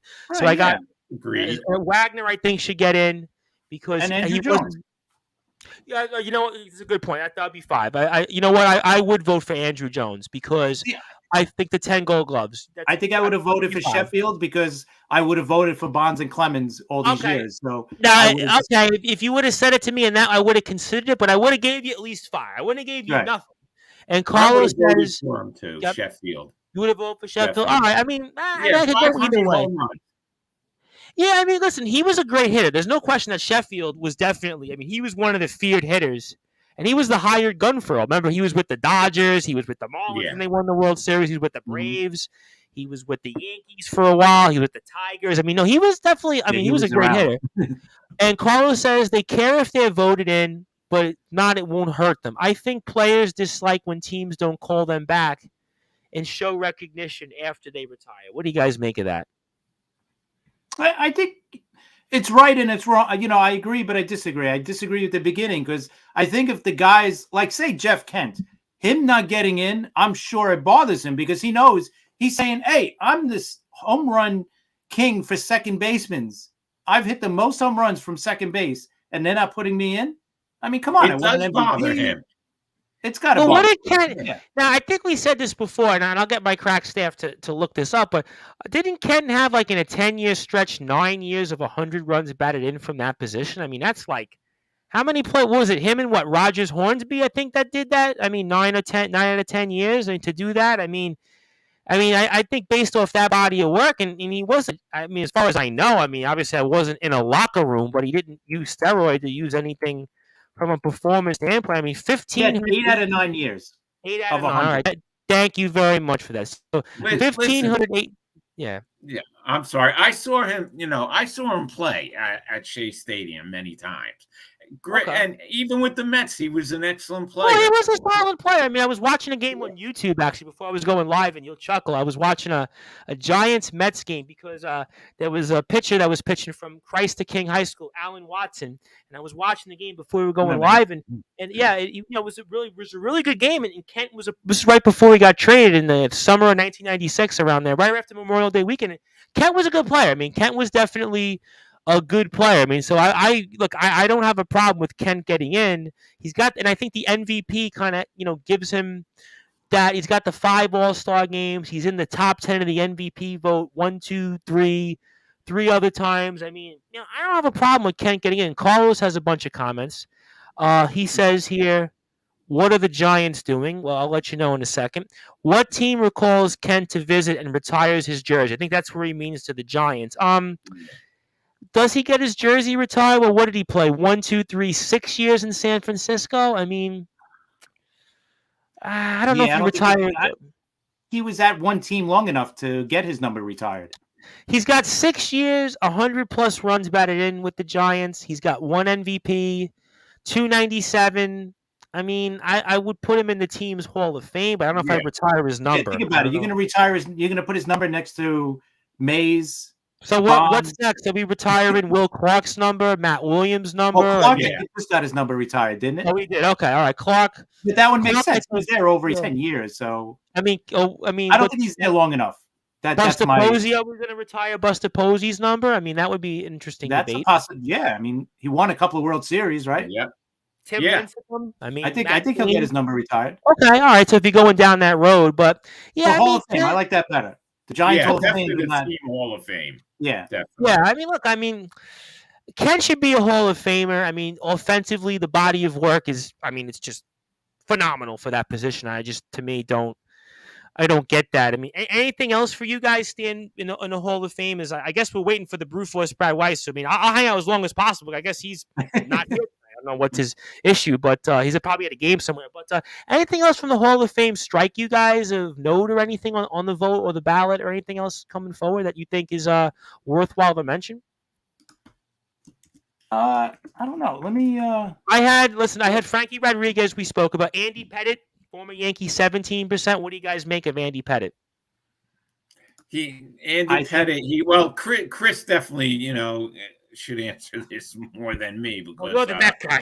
You're gonna have a different answer than Chris. Listen, I think do I think he should be in? I mean, for a left-hander, I think he would have the highest ERA if he did go in of anybody in the Hall of Fame. Yeah, but I look at that era. But that era to me was like, if you had an ERA under 4, you were great. I mean, that was that era, like in the late 90s, right? The ball was just, you know what I'm saying? I just don't know if I just don't know if he's going to get in because he admitted to using steroids, right? He did that in front of Congress or whatever. So, well, I got a name for you, which I asked Rob briefly, and I love to get your thoughts, Chris, because you watched him like I did in the prime of his career, and he moved up slightly, and he's probably going to be another one of these internet darlings, and I don't know if he'll really make that much of a serious traction to get in, but I think he's going to hang around the ballot and improve his numbers. Mark Burley. Yeah, I don't know. The Hall of Very Good, he would definitely be in. Yeah, but I don't know absolutely. I mean, he was Mr. 15 wins in 200 innings, but he was consistent, man. You got to give him that. The guy was a workhorse. He's got 2 perfect games? I believe no hitter in 1 perfect game. Yeah, I believe so. I mean, no, he had, listen, no, he had a very good career, nothing to sneeze at or anything like that. So, great. I would say even a great career, but not a Hall of Fame career. Is that better? Yeah, I mean, I don't know. Brad Weiss, who's with us here, and we're gonna come into our NFL picks in a second. And I figured, Brad, you were on the basketball court. I think I literally just said that like 10 minutes ago. And any thought, Rob, one more time on Mark Burley? I mean, Mark Burley is a guy that, again, is one of these internet darlings, but the 214 wins now looks great, but like I 7 or 8 agree. years ago. Yeah. I agree with Chris. Very, very good Hall of Fame, but you never know. But he was a solid pitcher, and but very, very good. I don't think Hall of Fame. 214, 160, 381 ERA for his career. He has 3,283 innings, which is, I think, really impressive. 16 Yeah, years. So the that's dude impressive. he I averaged didn't 200 realize. innings. Yeah. Well, that's the one reason he might get in. He's got 1, 2, 3, 4. He's got 5 All-Star appearances, and he's got 4 Gold Gloves, and he's got 1 World Series underneath him, and he's 2-1 in the postseason. Not overtly impressive, but in terms of it's. I don't think he's a Hall of Famer though. I mean, if we're gonna go into this No. whole, trend of very good, he's not there. But So you know what? Here's the other thing. We're not going to see 300 game winners anymore, right? No. So 200 No. might be like we're going to look back at 214 and we go like, wow, that was a lot of wins back then. well, And he that's should what's be in a. gonna happen. Anybody under the age of like the brute force, anybody just under the brute force is gonna look at it and go, shoot, he's got 214 wins. Just like the way now people are looking at Brett Saberhagen. He's got 2 Cy Youngs. We got to get him in. But if you looked at his career when you were watching it, you didn't quite think he's a Hall of Famer. And Burley, is like, I mean, he's got Frank Tanana's career numbers. Would anybody say Frank Tanana's a Hall of Famer? This is how I think of somebody as a Hall of Famer. Like he's got to be in the top 1, 2, or 3 at his position during his era. Yes. Burley was not a top. No way. No. He was like, in the league, he might have been just maybe top 10. I would never have considered him. Maybe not even, because think about it, he wasn't an ace, right? Right. I mean, for the White Sox, he was at times. For the White Sox. Right. Yeah. But when you think of him, you don't think of ace pitcher, right? Once. You don't think of Pedro. Well, you know what? We brought up, and we'll go to the NFL in a second, but we brought up Al Leiter being into the Mets Hall of Fame. Al Leiter, I never thought of was an ace, but for the Mets standards in that time, he was the ace. And Burley, to me, was kind of on a grander scale, on a longer scale, was like that for the White Sox because, I mean, listen, but I don't think he's necessarily. I just think, look, I mean, the innings are impressive. He's going to certainly jump up in the numbers. I do think he's going to be on the ballot, but a guy that's only 54 games over 500 with a 3.8 ERA, and he's got more hits to innings pitched, I don't think he's a Hall of Famer. But, we'll certainly, I'm sure, debate this in the future. And Joey Bosham's happy to see the Brute Force. Brad Weiss, we're happy to see the Brute Force as well. The Brute Force also, I believe, looks like you shaved a little bit since last week. Did you shave a little bit? So I got a haircut today from Sal the Barber. Shout out to Sal the Barber. People would be dying to cut my hair, but I'm at the point where I'd be afraid I would be able to gain my hair back. But obviously, big shout out to Sal the Barber. Sal always likes our videos on Instagram. Him and Joe Santoro, they're always like our 1A and 1B for liking our videos that we post on Instagram. So big shout out for that. But Rob, we're going to move on here shortly. So I want to give you the floor. You got a big announcement here. I want to say for everybody here on Sportswire. So you have a big announcement. I definitely want to get to that. I know I saw you a couple times in the last week. I know I couldn't really get a chance to see you. You were coming out of the bank, and I was going somewhere else. It was cold, I think, one of the days. And yesterday, I think I saw you. But I was like, I've had a shoulder problem the last 10 days. So I've been kind of not trying to stay out there too long. But good to be with you, my friend. And I want to give you that announcement and anything else you want to plug here for those that are listening and watching. Yeah, I got 2 quick announcements. One, I'm going to have a spring training contest. There's going to be more about that in the upcoming weeks as we get closer to spring training. I'm going to have a couple of good cards to give away, but more about that in the upcoming shows. I have one quick plug that I want to make. My friend Neil Berliner, he's a comedian. He's a comedy writer, Mad Magazine, Howard Stern Show, Friars Club Roast, Comedy Central Roast. He does it all, and he's also a doctor, an MD. He just came out with a book. It's called Ha Ha History. It's #1 now on the new releases on Amazon. I got the book. It's funny as hell, and I just wanted to make a recommendation because I had a good time reading the book. has funny stuff about history every day of the year, sports, a lot of stuff about sports, politics. It's a really good book. It's called Ha Ha History. And what's his name again? His name is Neil Berliner. And like I said, he's done a lot in comedy, and he's also an MD. So, you know. And he's on Twitter or Instagram? I'm friends with him on Facebook. I think he's on Twitter, but all right, Neil Berliner. I'll definitely look that up. And the book is on Amazon, so I'll definitely keep an eye on that. And I know a couple of comedians. And little known fact before you move on, our old buddy Mr. Steve Saperstein, and earlier in his life was doing stand-up comedy. So I always feel like it always comes out to somebody. So that's an interesting note. But okay, good on Neil. And anything else you wanted to plug? I know we're working on a big announcement for something.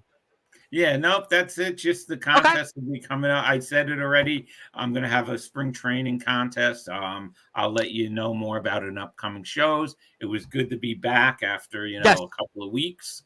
And I'll catch you guys next week. All right, and everybody follow Rob Maraska on Twitter at @rmaraska, Rob Maraska on Facebook. Good to be with you as well. Got to see all of the family here. It was Joe and Laura as well. I know Laura will be with us tomorrow night for the post-Royal Rumble show, but good to be with you, and we'll speak with you next week, my friend. Talk to you next week, guys.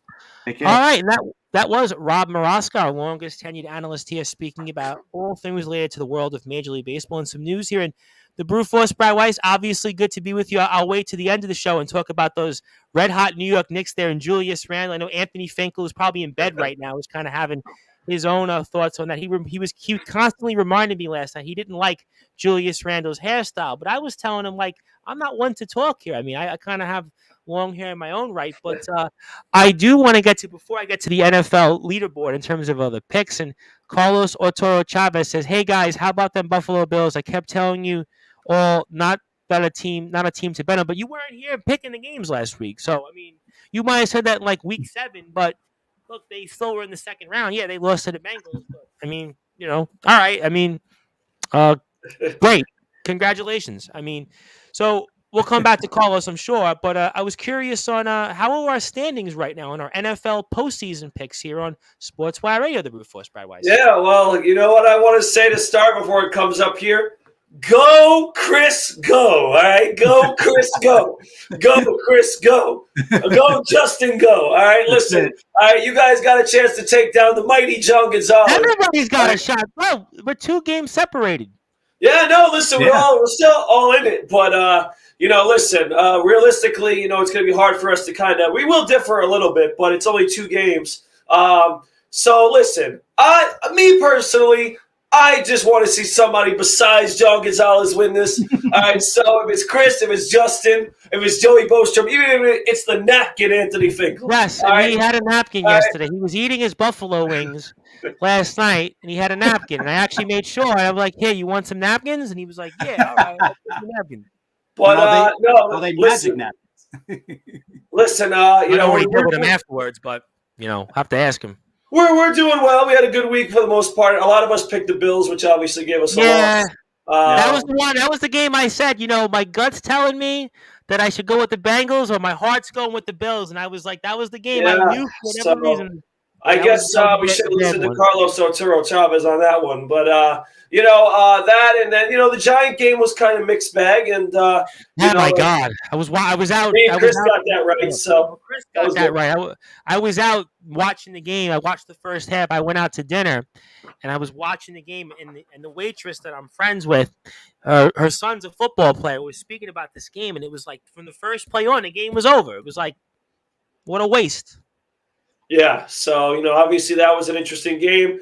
Kansas City game, everybody had the Chiefs, so there was no worries there. That was an okay game. I think the best game was the Cowboys-49ers, though. Yes, it was. That was the best game. It certainly will have something to say about that, because the Cowboys, as they do always, I said it to you guys, accident waiting to happen. All right, Stephen A. Smith was hilarious this week. Well, that last play was like, what were they thinking there? Oh, man. I don't know. I mean, they don't fail you, Tom. They always find a way to mess it up at the end, especially, when they need to come through and they need to be smart. They find a way to be dumb. And Dak in the red zone. Dak with the interception there. Oh, man. So the Cowboys, listen, their defense played phenomenal football, and the defense kept them in the game, but the offense was so putrid and so just horrible. Yeah, they had their chances. I mean, they score 12 points, and they really, I think, for the most part, moved the ball well enough And listen, to get the extra point that was not going to go in anywhere that got blocked. Oh, I mean, at least the field goal kicker actually made the field goal. He wasn't the problem. Bad for the guy. I mean, oh man, you know what's funny you said? It's funny you said that. When he kicked the field goal, I was like, when he kicked to I think when they got it to 9-6, I think it was, I actually was rooting for him. Even though I had the 49ers, I was rooting for this poor guy to kick the field goal because I felt bad for the guy. Yeah, that's always a rough position to be in. But listen, he made the field goals. It wasn't his fault. He wasn't the problem. Right. He was not the problem. He was not the problem. Well, there's a lot of problems in Dallas, but it starts with their quarterback right now, in my opinion. He's got to get better. He can't throw interceptions. He's got to be better. But the Cowboys, they don't fail you. They find a way to lose, and they can't get to that. That was a winnable game. That was a winnable game for them, Chris. That was a game they honestly could have picked that game off. You know what? Hurt them too was losing Tony Pollard early in the game. That was a great point. That was early in the game. When he went down, listen, Zeke Elliott is not what he was a few years ago before he signed that contract. I mean, he's not a guy that could carry a team anymore. Even I think Greg Olsen mentioned it. He was like, "Hey, this is his game now. This is his chance to be the Zeke Elliott of old, and he's just not that kind of he's just not that player anymore." And like Brute Force said, man, you can't keep on throwing picks in a playoff game like this. I'm sorry, and you're in the red zone. I mean, you're throwing an intercept. You're driving for that long, and then you do that in a postseason game. You know what? This is what the Cowboys. This is what the Cowboys have been for how many years now? They're just that team that they're good, but they're just good enough to get to the playoffs and then crap out. They can't make it to that NFC Championship game, and they always find these ways to lose these games. So listen, like Chris said, listen, Brock Purdy, he didn't play his best game, but what didn't he do? He did not turn the ball over, and that was the difference. Yeah, it's amazing that a quarterback to this level, with interesting stat here before we get to the games, and John Gonzalez is with us, that we have all four quarterbacks. Yes, he's here. He's got a couple of things he wants to say, but all four quarterbacks in this are under the age of 28. That's only the second time in history, league history, that all four quarterbacks are under the age of 28. And the last time that happened, Chris will probably remember, it was the 1996 NFL playoffs, where you had Mark Brunell, Kerry Collins, believe it or not, Brett Favre, who felt like he was old then, was under the age of 28. Wow. And Drew Bledsoe. Drew Bledsoe, of course, another guy who played forever, and he was also actually only 24 at that point. He was still a young quarterback. So all four of those quarterbacks at that moment, and they all went on to have varyingly successful careers. But this is the first time where all four quarterbacks. Mahomes is 27, and we have Burrow and Purdy and Jalen Hurts. So all four quarterbacks here are under the age of 28, which is kind of an interesting stat here. And let me come to John Gonzalez, because first announcement's kind of funny in a way. I have a big announcement. This spring, I'm giving away a Randy bobblehead. Well, Randy I want this one. How do I win this? I don't know. I mean, I guess you're gonna have to enter the contest. I'm a big Randy Dillon fan, so I definitely. All right. Well, I'm going to plead the fifth. Yes, Brute, I was mighty for 18 weeks in a row. You're right. Well, wouldn't this be now, what are we technically in, week 21 of the season, right? So it would be 18 plus 3? No, I guess. Yeah, technically. But what do you mean you were mighty for all 18 weeks? You weren't leading the first 6 or 7. I thought he was leading almost most of the season. I mean, I have to go back and watch some of these shows. Yeah, he wasn't mighty for all 18 weeks. You got to relax there. I mean, I think he was in the lead. If he had the lead, that's what counts, right? I mean, well, right now he's tied for the lead. He's got to, that's true. That's true. Fair point. Touche. Listen, we're all separated by a few games. We've got 5 people separated by a game, and me and you, the Brute Force, I think we picked almost the same. We're at the bottom. And John agrees. Make it 21 weeks. Well, thanks, John. You're welcome. All right. Well, now you got company. So. Anything else? We have 2 games. Obviously, just 2 games. But before we pick these games, anything else that you guys want to? I had a couple interesting stats here for some of these teams. We have here the 49ers with a 12-game winning streak, Bengals with a 10-game winning streak, Andy Reid, by the way, joins rarefied air. He now is one of 3 coaches to have coached in more than 10 championship games. The other 2 were Belichick and Tom Landry. Tom Landry, of course, forever. And Andy Reid now also has 10 playoff wins with the Eagles and now 10 playoff wins with the Chiefs. He's now tied for second all time with Tom Landry, and Belichick is obviously in first. Is he the only one with 10 with 2 different teams also?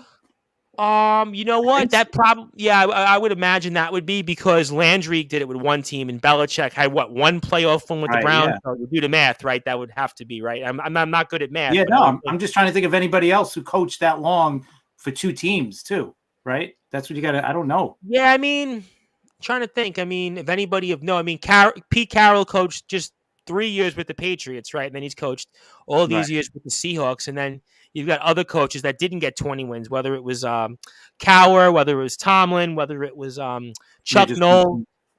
Those guys didn't get those many. Parcells, I would have thought Parcells would have got to 20 because he got the 2 Super Bowls, but he didn't get and 20. Chuck Noll never made the playoffs, right? Wasn't that his thing? He never won a playoff game, or he was never in the playoffs.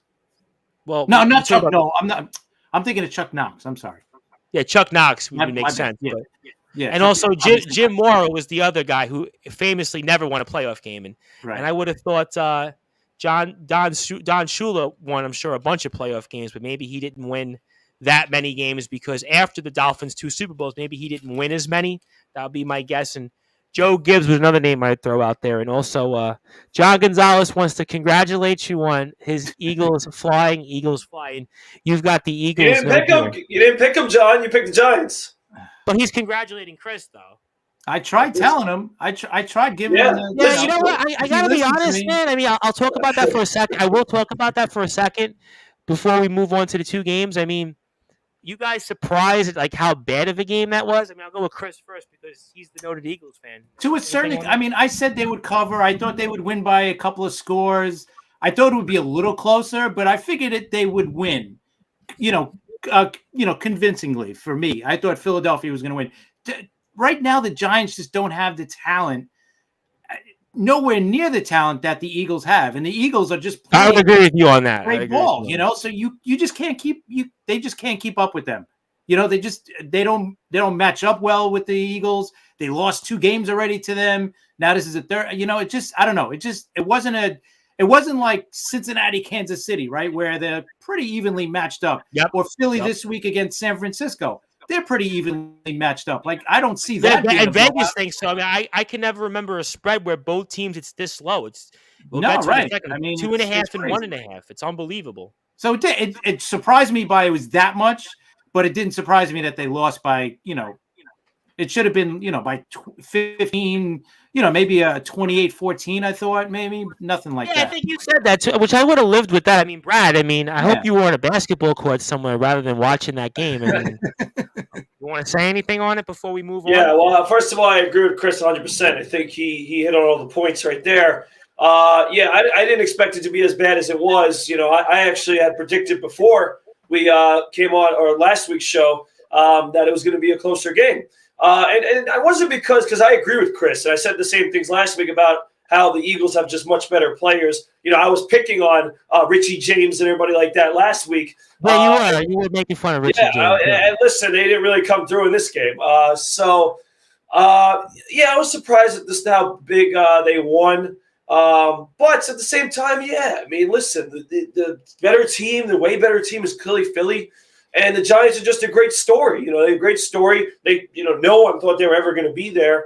But, there were a lot of people picking them. And, because of Daniel Jones, how he's playing, Saquon Barkley. But, listen, you got to remember what type of team the Eagles are and what type of quarterback that Jalen Hurts is. And simply both things are really good right now. The Giants had nothing. They could not stop them on any third down. It was almost like the Eagles just ran it well. It was every possession. It was like in that first half. It was just. Right, because they got threats all over the field. The Giants are very, predictable. And the one thing the Eagles have been doing is they've been getting to the quarterbacks. They put pressure on Jones. And when you don't get separation from your receivers, it's hard to get off any good throws or anything, significance. So, props to the Eagles. But the Giants, listen, it's one of those things where you should be disappointed. But really, you had a really amazing season. You should kind of be happy. Yeah, I definitely agree with that. Let me get to a couple of comments here. John Gonzalez says Chuck Knox was a great coach, got the Rams and the Seahawks to the playoffs various times. Yeah, definitely, no question, all-time great. I think he passed away a few years ago, right? Because I've been doing this 4 years, and I think he died right before I started doing this. I think he died maybe 4 or 5 years ago. And also the crack staff reminded me Don Shula won 19 playoff games. That's why he's just outside the list. I would have thought Don Shula would have had 20 playoff wins, and he had 19. And Chuck Noll had 16 playoff wins. That's why they're not on that list. That Andy Reid had surpassed them. And well, you got to remember too. A lot of these guys, they didn't have those wild playoff games, rounds, right? So well, Shula was actually interesting because the crack staff reminded me he was 19 and 17 in the postseason. So we had a lot of postseason games, and Parcells won 12 games in the postseason. So he was a little bit short. And John Gonzalez also says, yes, you're right. I had the Giants 14-3 means something. Just went on a hunch. Usually I go on stats. Richie James is looking for Brad. And also Giants news and notes here. NFL Coach of the Year finalist. It was Dable, Peterson with Jacksonville, and Kyle Shanahan in San Francisco. Any thoughts you guys think on that? I was Sirianni was got to be Dable, right? I mean, he did the most with the least. So if you look going, obviously Shanahan's done a great job. I mean, he's had 3 different quarterbacks. Now he's got a guy who's the last pick in the draft. I mean, I don't know how he's doing that. That's magic, really. But I still think he did the most with the least, right? I don't think anybody had the Giants in the playoffs this year. So, well, you're a coach, Brad. I mean, I'm kind of partial to Peterson in Jacksonville, but everybody says, well, he had Lawrence, which is fair, and they did upgrade their offense. But does Dable get a lot of talent on his team? I think I agree with Chris again. Dable, he's got to get it. I mean, that's 100% right. When you have the least and you do the most with it, you got to win. And that's the thing. Like with coaching, even at the high school and college levels, is that. And listen, Tom, we had this conversation with Mike McSloy a few years ago. I remember. He should have been the unanimous coach of the year. We did last year on the show. I mean, they were 15 games, 10-plus games in the Skyline Conference. The year before, I mean, we weren't nearly the team that they were the following year. And I wasn't going to say it on the air. I could say because I was a player, all right? So I could say it, all right? But listen, he took the Giants from, here to here. Oh, my God. With the team that didn't significantly get better. I think if we would have said the Giants, I know when we looked at the schedules when they came out, the consensus was if the Giants got 6 wins, it was a productive season. That was going to be good, and I think people were going to be happy with that in Dable's first season, and the fact that he took them to the playoffs. They won a playoff game. Not only won a playoff game, won on the road, and then got into Philly, right? And obviously what happened. I mean, he's got to win it, and I would – give a very honorable mention to Doug Peterson. He definitely deserves to be in the water. Peterson, I know Shanahan's probably because of the record. And the 49ers are a very, very good football team. And they upgraded. They got McCaffrey at the deadline. They had Bosa, who's probably going to be I know, listen, he deserves to have an honorable mention because of what he's done with Purdy. But, I think, Peterson is obviously the second-place guy. And I'm upset about the fact that our boy Dan Campbell got no honorable mention. I'm very upset about that. Good one, Tom. All right, good one. All right. When they said, Sirianni, I was okay with. But they went with McDermott. Buffalo, we knew was going to be at the mix. Mm-hmm. Right. No, listen, obviously the only reason why Campbell is because of the 1-6 start, but what he did after that, he was unbelievable. Unbelievable. What did they watch? What did these writers and these people who vote on this, did they watch? The dude went into Lambeau, won last game of the season. Nobody pegged them in there. They went in there and won 8 of their last 10 games. I mean, to me, what a job he did. He should have got honorable mention. McDermott? Buffalo was supposed to be where they were. Yeah, no, I agree. I think Sirianni should have definitely got honorable mention. They had 14 wins. But, I mean, what a joke. That was a joke. And John Gonzalez says, where's Justin? He's in Vegas. I'm sure he's getting his FanDuel and draft picks swerve on. So I'm sure he'll be back with us Friday. Next week, we'll look forward to that. Also, John Gonzalez says, my second giveaway will be a pair of the Brutes sweaty socks. Well, if that's your thing, John, I'm going to comment. I'm not going to comment on that because we are a family station on Sportswire. That's kind of like something I'm going to totally plead the fifth on. And I want to give because I know a lady is watching us here. I want to give a shout out to a very, very good friend of ours, the lovely Anastasia Riznia. I think it's Raznia, I think it is. And I apologize for the butchering of the names, but I believe that's how I say her last name. She is watching with us, so that's why I don't want to say too much about the Sweaty Sox because we do have some lady fans here on Sportswire, so I want to plead the fifth on that. But we'll see about the other giveaways, John. And a few other notes before we get to pick our two games. Also here, Mahomes joins Tom Brady if he wins on Sunday, is going to, in his first 6 years, 3 Super Bowl appearances. Interesting note. Joe Burrow has already joined Russell Wilson and Ben Roethlisberger for winning 5 playoff games his first 3 years in the league. Brock Purdy becomes the third quarterback to start his career 2-0 in the postseason. He joins Joe Flacco and Mark Sanchez of note. So that's 2-0 each for the two of them to start their careers since 2008, I believe that is. First time since the Ravens-Patriots. We're going to have a rematch in championship games here with the Bengals and Chiefs. The other times that's happened in history was the Browns versus Broncos, 1986 and 87. That was the game, right? They used to play as a kid on the old ESPN NFL films where Elway was at like the 1 yard line or something like that, and he drove all the way down the field. Yep, 2 yard line at the old 98 yards. Yep, that was the old Municipal Stadium, and he did that in like 4 minutes or something like that. I still A remember little that more, yeah, about five or so. Yep. No and, timeout, I think, or something. Yep. Yeah, and Anastasia says she heard my pronunciations, and I don't know if I said it right. Oilers Steelers also met back-to-back in championship games. I guess that was the Houston Oilers. I didn't really realize they had met back-to-back, 78-79. Steelers and Raiders met 3 straight years, and obviously, Cowboys 49ers, 92-94. It's 1970-71. And a few other notes here before we pick into the games.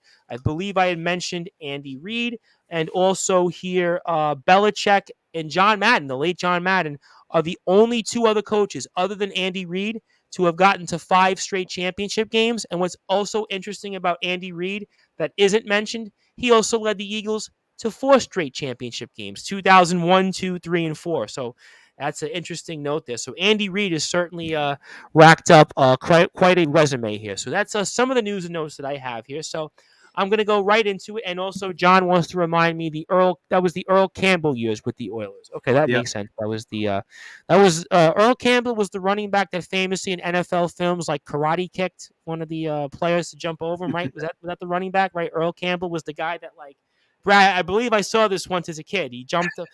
I remember when you're talking about. Yeah, that might have been him. Oh no, that might have no. That wasn't he didn't he jump over somebody almost? Wasn't that Billy Sims with the Lions? Maybe. I mean, I know the play now, and now I'm remembering it. Yeah, I do remember it. We should have asked Coach Westhoff that. He probably would have remembered it and dialected the play. I listened to that 7 times in the last week. You have no idea how many times I listened. His energy, my God, I know that was a phenomenal interview. I have to say, I listened to it so many times, and I was like, wow. That was I could see your enthusiasm for it. That was a great interview from just enjoyment. And John says Campbell was a beast. Yeah, Campbell was definitely a beast. And Coach was a beast. All right, so you know what? Let's go right to it. We got 2 games left here on the kind of the last Sunday of doubleheader of games here. And that is the first one here is the San Francisco 49ers and the Philadelphia Eagles. And the Philadelphia Eagles are 2.5-point favorites. 46 is the over-under here. And I'm going with you, Chris, first, because obviously you're the Eagles fan, and I'm going to obviously let you speak for a couple minutes on. And obviously 49ers have had quite a run and doing it here with a third-string quarterback. And the Eagles have certainly had their own dream season and franchise record for wins in the regular season and top seed here in the NFC. And we spoke about them disposing the Giants. So, I mean, I know who you're going to pick here, obviously, because I see the Eagles hat. But tell us why and give me your thoughts here in the NFC Championship game for a right to go to the Super Bowl here.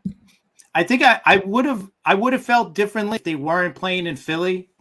But I think that's the one thing that really tips the scale for me. If I wasn't looking at it from a Philly fan, right? But looking back, I can't see San Fran, especially with Purdy. I just can't see him winning this game. If it's in his hands, I don't think he's going to be able to do it, right? Like if they go down 10-0 or 14-0, like the Giants, like boom, it was 14-0, you blinked, right? I can't see them if they start like that. I do not see San Fran being able to come back because then you're putting the game in Purdy's hands and then the running game goes. So now they could just concentrate on just getting to him. And they have the best pass rushing team in the league, right? They have like 90-something sacks or whatever it is. 4 guys with over 10 sacks a piece. It's crazy with what the Eagles have. And then they have 2 of the best cornerbacks in the league, right? With Bradbury from the Giants last year. And on the other side, you got Slay, who's also one of the best corners. So it's such a tough defense to go against, but they do have a weakness. They're not great against the run. They're like middle of the pack against the run. So if San Fran could keep it close, keep the third downs short, 3rd and 3, 3rd and 4, and they could run, I think they could, not just have a chance to beat them, but actually beat Philly. But if they get into any kind of a shootout or anything like that, I don't think they're gonna have any shot. That's why I think I'm taking Philly, because with Hurts, they're 14-1. They're just playing ridiculous with him. The shoulder's not the problem. Devontae Maddox is coming back, right? I think that's a big upgrade for them. We spoke about last week his loss. Yep. That was another loss earlier, and he's back. He's fine. So I think Philly's playing too good. Excuse me, Brian Dawkins is going to be the honorary captain on the field. I remember Brian Dawkins very well. When I heard that, I'm like, forget it. The place is going to go nuts. Yeah, Dawkins is like, he could run for mayor or senator. Yeah, he's one of those guys. I remember I had a friend of mine that I went to high school with who was a huge Philadelphia Eagles fan. We would talk about Brian Dawkins all the time. Yep. Love that guy. So yep. I think Philly's going to win. I don't think it's going to be a blowout. Trust me. I think it's going to be a close game. I'll go 27-21. Okay. And a couple things here before I get to John Gonzalez. He also says, Brad, time to take out the napkin. Yeah, Anthony Finkel and his napkin, by the way. Yep. And he also says, what impressed me most of he hasn't picked yet, but what impressed me most of the Eagles are the 2 tackles, the monster Samoa and Lane Johnson, who we spoke about. Lane Johnson's a future Hall of Famer. Him and Kelsey. They're going to the Hall of Fame, those guys. Tough to pick these 2 games, 4 great teams. He also says both teams will be close. And interesting note here, Brad, before I get to you, this is the 49ers' 18th championship game appearance, which I find to be really, really impressive. 18 times since the merger, they've been to a championship game. So if you do the math, that's 18 times in 53 years. So that means 1 out of every 3 years, the 49ers are in this spot. I mean, that's like, wow, that's really impressive. And this is their 3rd time. But they were great. They were great in the 80s and 90s, and they kind of Harbaugh brought them back, and then Shanahan now has led them to their 3rd in 4 years. And the Eagles, which I was surprised, only have now been here 8 times. I mean, Reed got them there 5 times, and then Vermeil got them there once, and then Peterson got them there once as well, once or twice. Years for a while.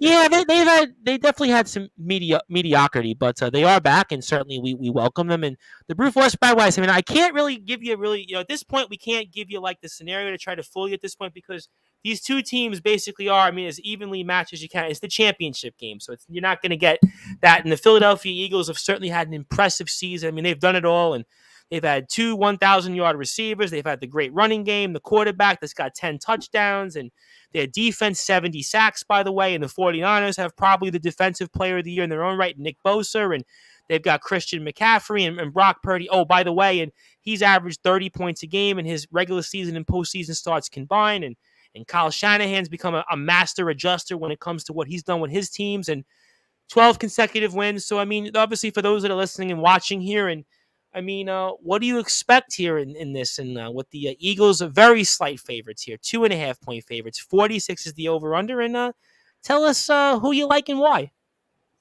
So you know what? Me and Chris are just on the same page today. You need to make up ground, by the way. I know, but again, I remember what I said earlier. Go, Chris, go. All right, and you know what? I'm sticking to it. All right. Okay, all right, I'm picking the Eagles. And you know what? The reason why, I think you just said it, Tom, and I think this is the biggest reason. The Eagles do a really good job of getting to the quarterback, and they put pressure on the quarterback. And I think that Brock Purdy, even though he's had a lot of success, has not seen a front that's gotten to him as many times as the Eagles are going to. Good point. That's a good point. Get his face, they're going to put pressure on him. And listen, and I know he's not hurt, and I know he's not. He's going to be playing on Sunday, but McCaffrey has been a little bit shaky with his health this week, which I think, again, I think he does well. I think he has a good game. Okay, but that could play a factor in, how many touches he gets. I know Elijah Mitchell's no scrub. Okay, he's going to go in there and do well too. Okay, but all right. Oh God, please, John. All right. Please, John. I was leading for a bunch of weeks, so don't forget that. I'll roll the tape back, John. I'll roll the tape. Roll the tape back. Roll the tape. But anyway, I think the Eagles' defense is going to get to the quarterback. And, yeah, the 49ers, listen, I'm not forgetting about them. I'm not forgetting about Bosa. I'm not forgetting about everybody they have. Okay, but they do struggle against running quarterbacks and mobile quarterbacks. And I do think Jalen Hurts is going to step up to this challenge. I think he's kind of back. He's gotten back in his rhythm. And I think he's going to have a good game. This won't be a high-scoring game by any means, in my opinion. So I see it more as a 23-17 game, something around there. And I say the Philadelphia Eagles win and they get to the Super Bowl this year. All right, fair enough here. And weather, I guess, will be somewhat of a factor because in San Francisco, you're not going to get, let's say, the weather you're going to get in Philadelphia. I mean, certainly the back staff will pull up a weather report for us, and we'll get to John Gonzalez in a second as well. So let's go to John first. He says here, tough to pick these two games, 4 great teams. Both these games will be close. Brute has been trying to make ground since October, which I just played on the screen. Unfortunately, Brute has been stuck in quicksand. Yeah, I mean, it kind of reminds me, you have been kind of stuck in quicksand. I would kind of agree with that in the sense. And weather forecast actually in Philadelphia is actually going to be 52 for kickoff. So, I mean, wow. I mean, I guess it's going to be almost the same type of weather you'd get in San Francisco. So, I mean, I take that back. So I guess that's going to be a balmy. That's almost going to be summer. Like it's actually going to be 53 on kickoff. So I mean, wow. I mean, I guess if you go into the game in Philadelphia, you don't have to bring a coat. I guess you could go in a fleece and what Brad's wearing right now. I mean, so that's that. And I guess we're waiting for John to pick. Well, I guess we'll do that because we only have 2 games.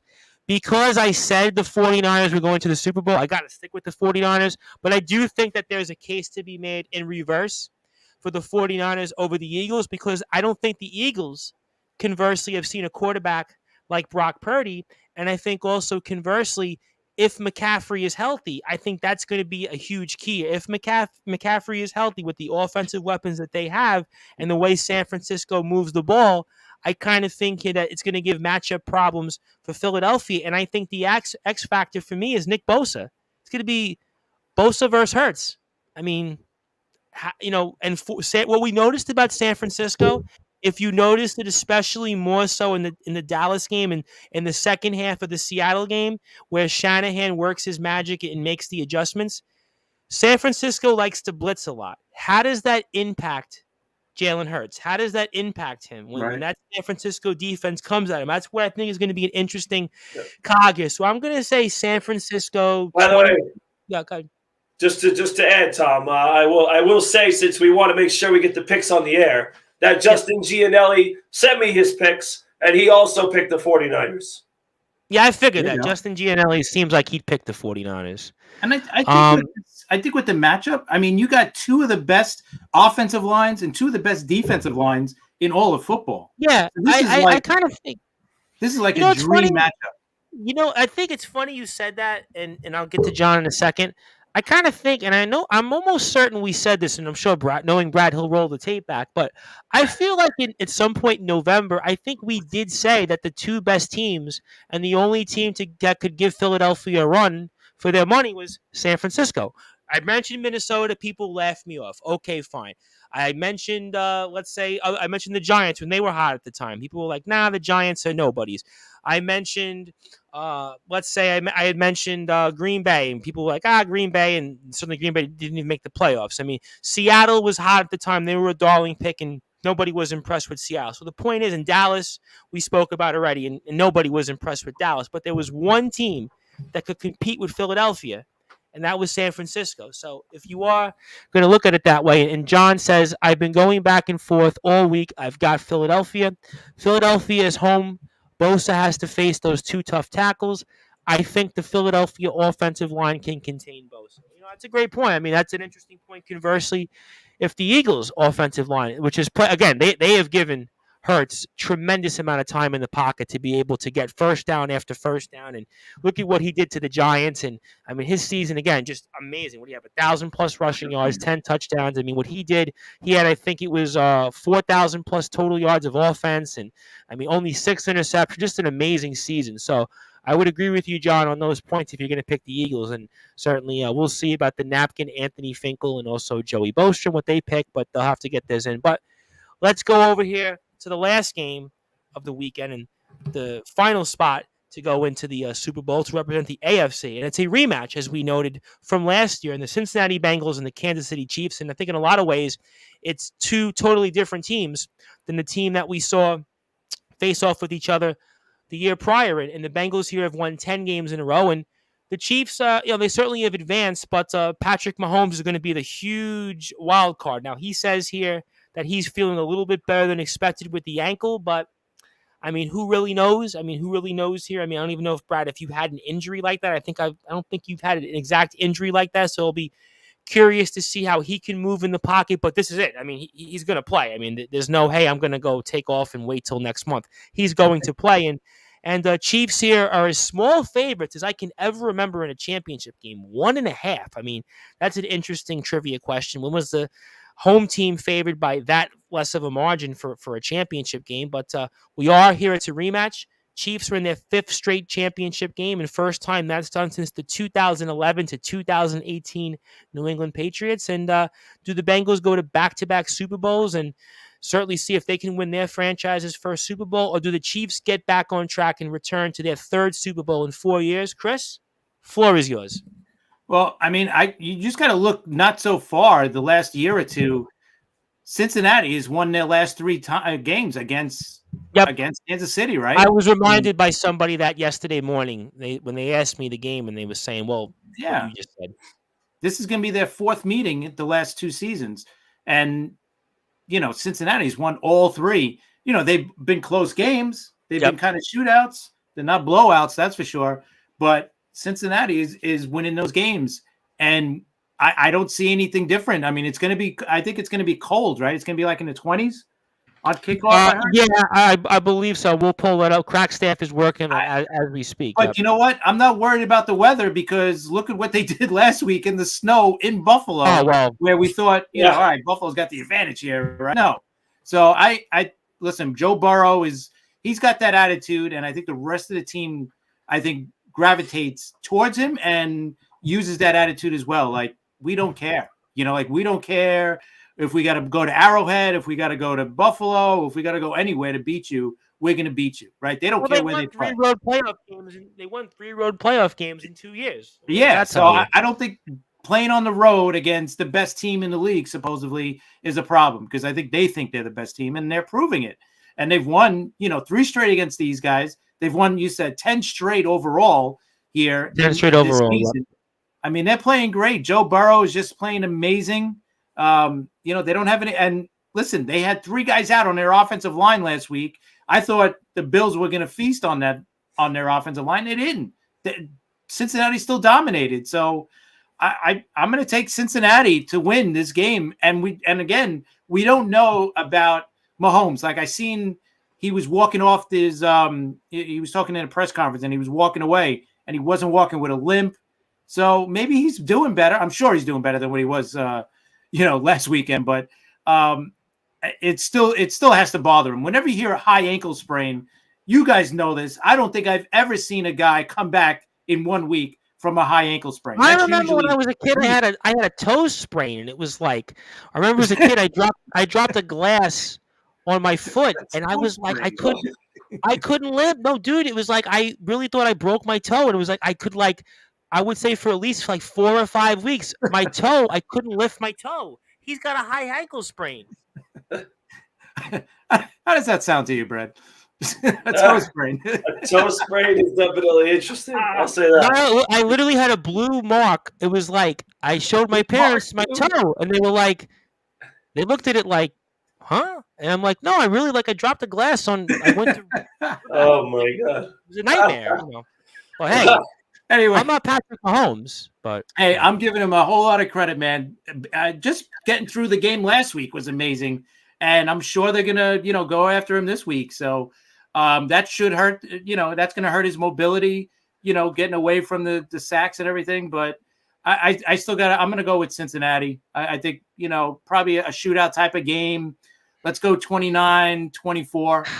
You know what? That's interesting. I'll get to my thoughts on that, but I do have a couple of comments here. John Gonzalez says, I broke a toenail. It took me a month to recover. But I mean, listen, I really didn't I really couldn't lift my toe. And I was playing for Brad. I was actually playing basketball at the time. I was in 6th or 7th grade, and I couldn't go play because I really I couldn't run on my toe, and it was I couldn't walk. I mean, he's got an ankle sprain. How is he going to be able to play? I mean, so we're all bragging about injuries. Brad, what was the worst injury that you played through? Not one that you actually had to sit up, but said you played through. What was the toughest? You had some injuries. You did have some injuries. Brad. Yeah, I'll be honest with you. I think it was an ankle sprain that I played through. Yes, that I played through. The ones that I sit out for, I took a while to come back. But the ankle sprains, it obviously is more common for a basketball player because, we get a lot of ankle sprains, so we try to play through them. But yeah, listen, a high ankle sprain is nothing to fool around with. That's for sure.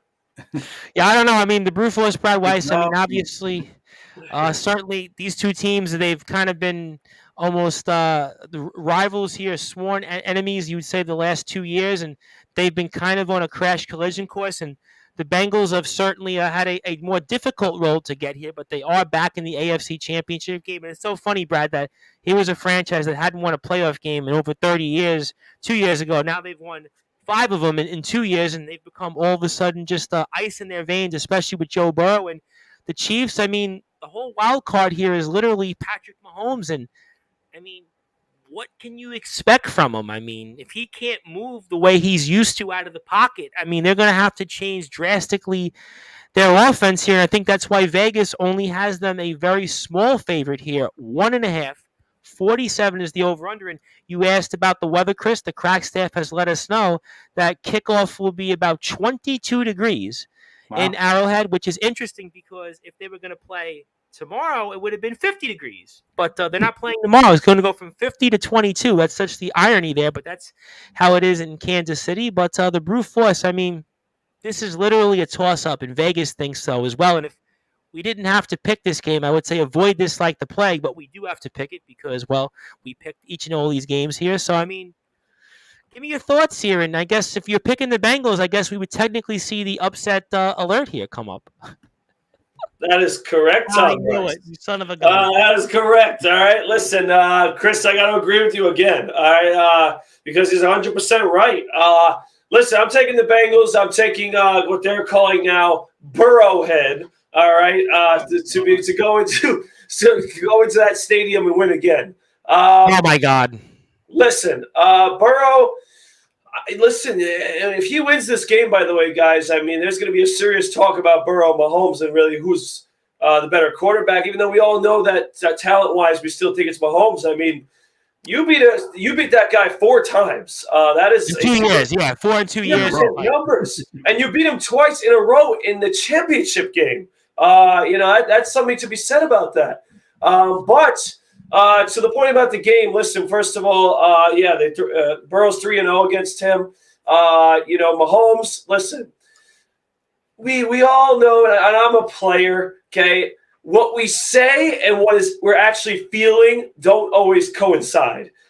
Because, we're going to say the right things as the player. Yeah, we're fine. We're good. We're going to play this game. We have, we're good, right? And then, really right behind the scenes, right? After you get your ankle taped and then it comes off, it hurts so bad. All right, because listen, it might look good when he's in the building because they tape it up, they treat it, they do whatever, but it hurts, when he's off the field probably because I know as someone who's had high ankle, had sprains, second and third grade sprains to my ankle, it is something that lingers and it takes time to recover from.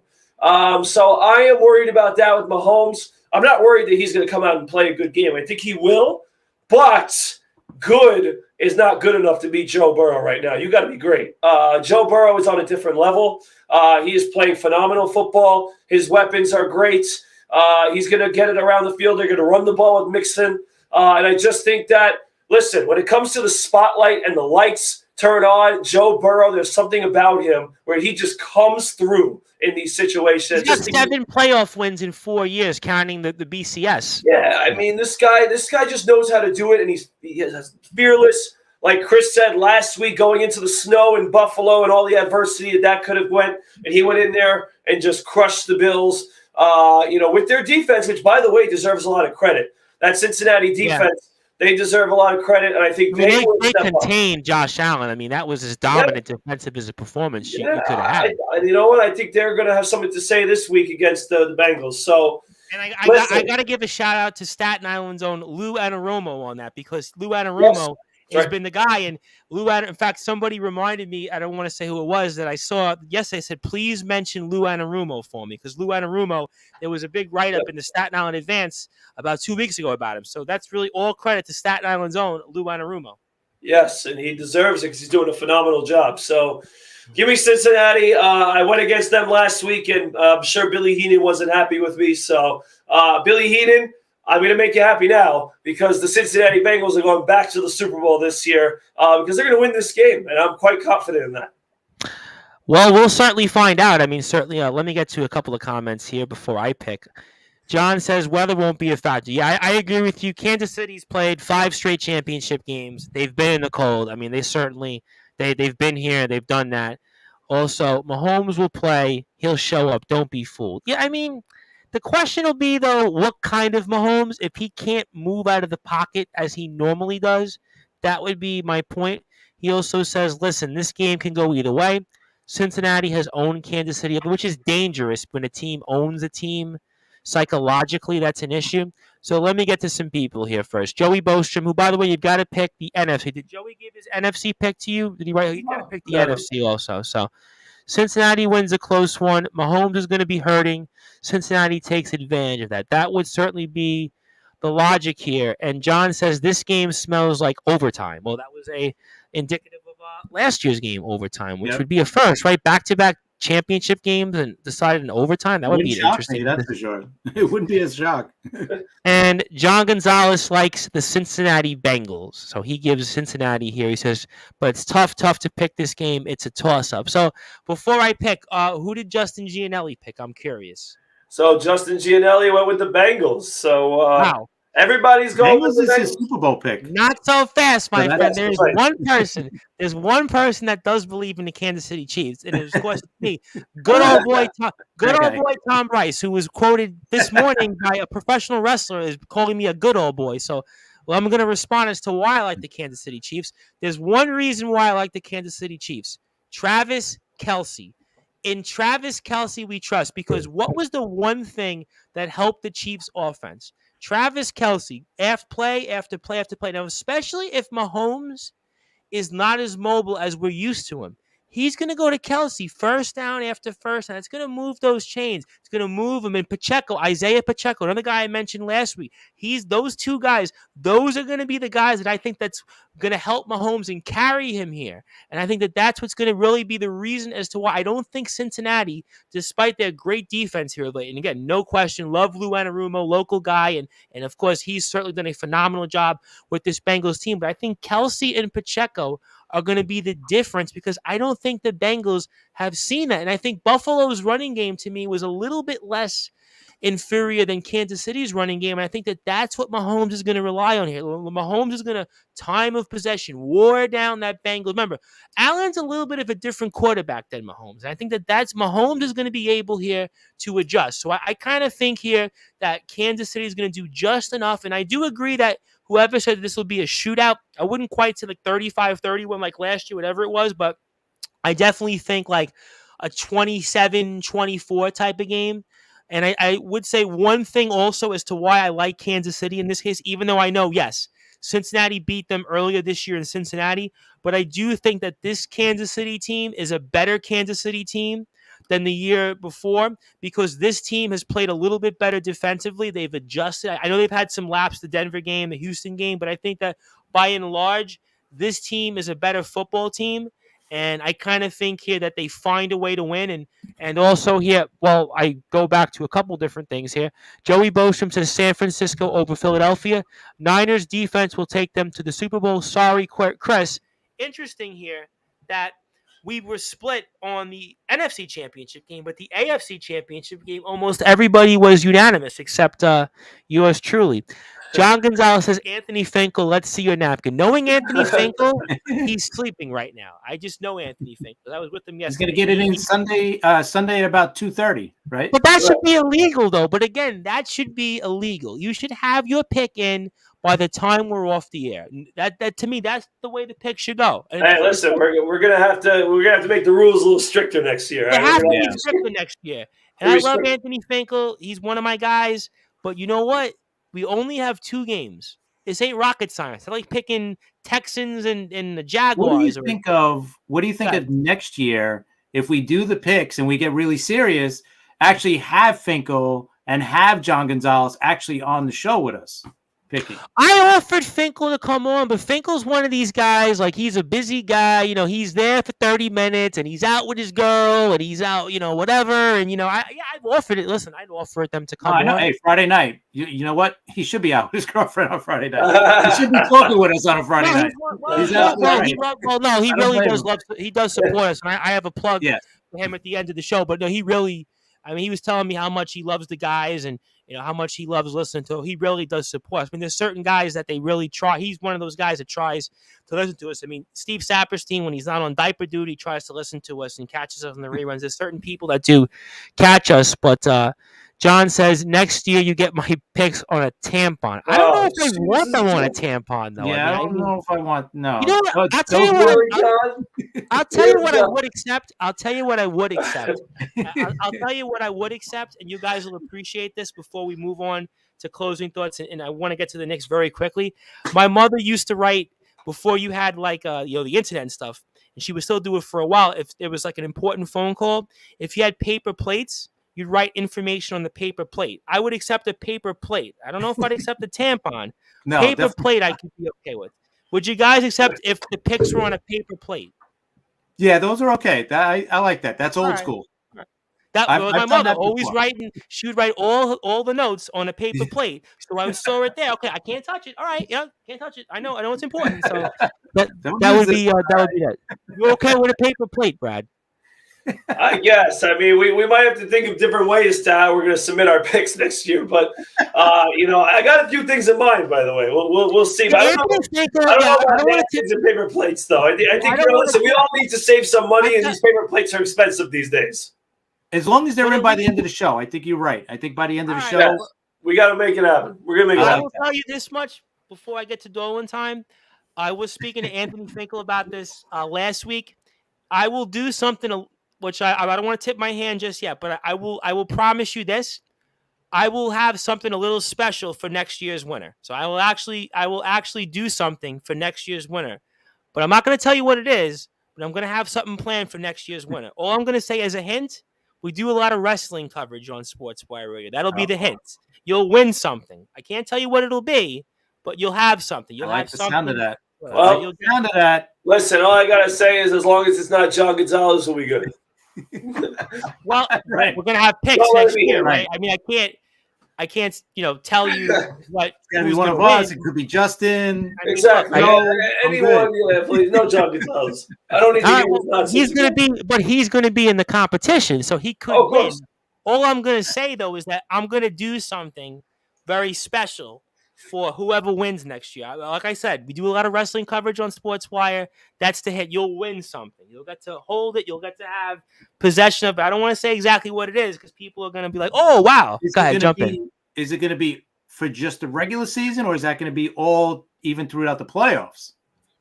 Do we do the whole thing? I mean, that's up to people here. That's up, I would like if I'll go majority vote. Whatever the majority thinks. Yeah. I'll tell you how about that. Yeah. We'll have a number of people, and I'll say if the majority says regular season then postseason, happy to do it that way. If people want to do the whole thing, we'll do it that way. But I would also say I could do one thing and then another thing smaller. whatever else. I saw, Brad, you were lighting up there. You want to say something before I move on to some comments? Anything you want to say, Brad? No. I was listen. This is exciting me for sure. I figured it would excite people. It's exciting me for sure. And listen, I didn't need much motivation after this year, John Gonzalez, and all these comments that he's gotten at me for, but now I got a lot more motivation. So this is the second time. Gonzalez, all right? This is the second time I'm motivating people, which I did not expect. Although I've been told in life I have always been a motivated people, whether it's been in this or when I've done other things. But I'm on the air tomorrow night. There's Mountain Dew has a new drink called Pitch Black, and I actually am gonna try the drink on the air for the first time when we do our post WWE Royal Rumble show. And Randy and other people were kind of looking at me like I told my brother this, and he was like, "You sure you're not gonna like die on the air by drinking?" If I show you the drink, which I'll show tomorrow morning when I post my video, you'll look at this like, "What the hell am I drinking?" It looks like black tobacco, but we'll find out, right? But let me get to some comments. Wow, John Gonzalez on the tampon. No matter how you submit picks, I will win again. Sure, Tom. Next year, disregard my 21 weeks of fame. No, I wasn't necessarily disregarding your fame. I was actually enticing you to win next year when we do it something official, something for a big win. We're going to do it that way. And also, John, by the way, early happy birthday to you. And I want to wish you a very, very happy birthday. And thank you for all of your support. And make sure everybody follow the Sports Authorities group on Facebook at the Sports Authority. So I want to make sure I wish you a very, very happy birthday. If you're going to post that thing with the Mountain Dew, you should like tag them in your post so this way they see it. Maybe we could get like a sponsorship deal out of this. You could have a Mountain Dew. If I croak when I drink it, though, I mean, right? Yeah, that's true. I'm telling you, when you look at the drink, when you'll see the video, you're gonna say, "What the hell is this drink?" And Brad is the athlete. What are you drinking? What are you putting in your mouth? I'm telling you, you're gonna look at this drink, Brad. I mean, I'll send you. It doesn't look like this, right? It doesn't look like this. No, I'll tell you what. When we're off the air, Brad, I'll send you a picture of what the drink looks like. You'll be like, "What the hell is it?" I mean, so let me just address this. Listen, you know what? First of all, I got to start now writing the rule book because that now has to become a thing for next year. Yep. But I don't need to go to the books. Don't tell me to go to the books.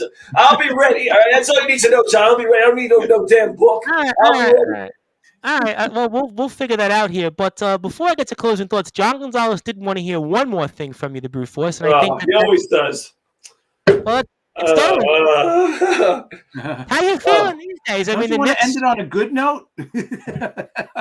Come on. I mean, we're having a good time tonight. We're gonna listen. All right, let me just go straight to the chase here. All right, listen. You know what? It's not as bad as, I should say, all right? Because, listen, the New York Knicks are actually playing pretty decent basketball recently. I thought it was a big road win last night to be able to hang on to a big lead. They nearly let's not forget about the fact that they're winning by 12 points with like 5 minutes left. And they watched the game, and they beat Cleveland also right before it. They had two good wins. So, listen, it's 2 good wins in a row against the Celtics and the Cavaliers, 2 teams that are ahead of them in the standings. The Celtics, one of the best teams in the league.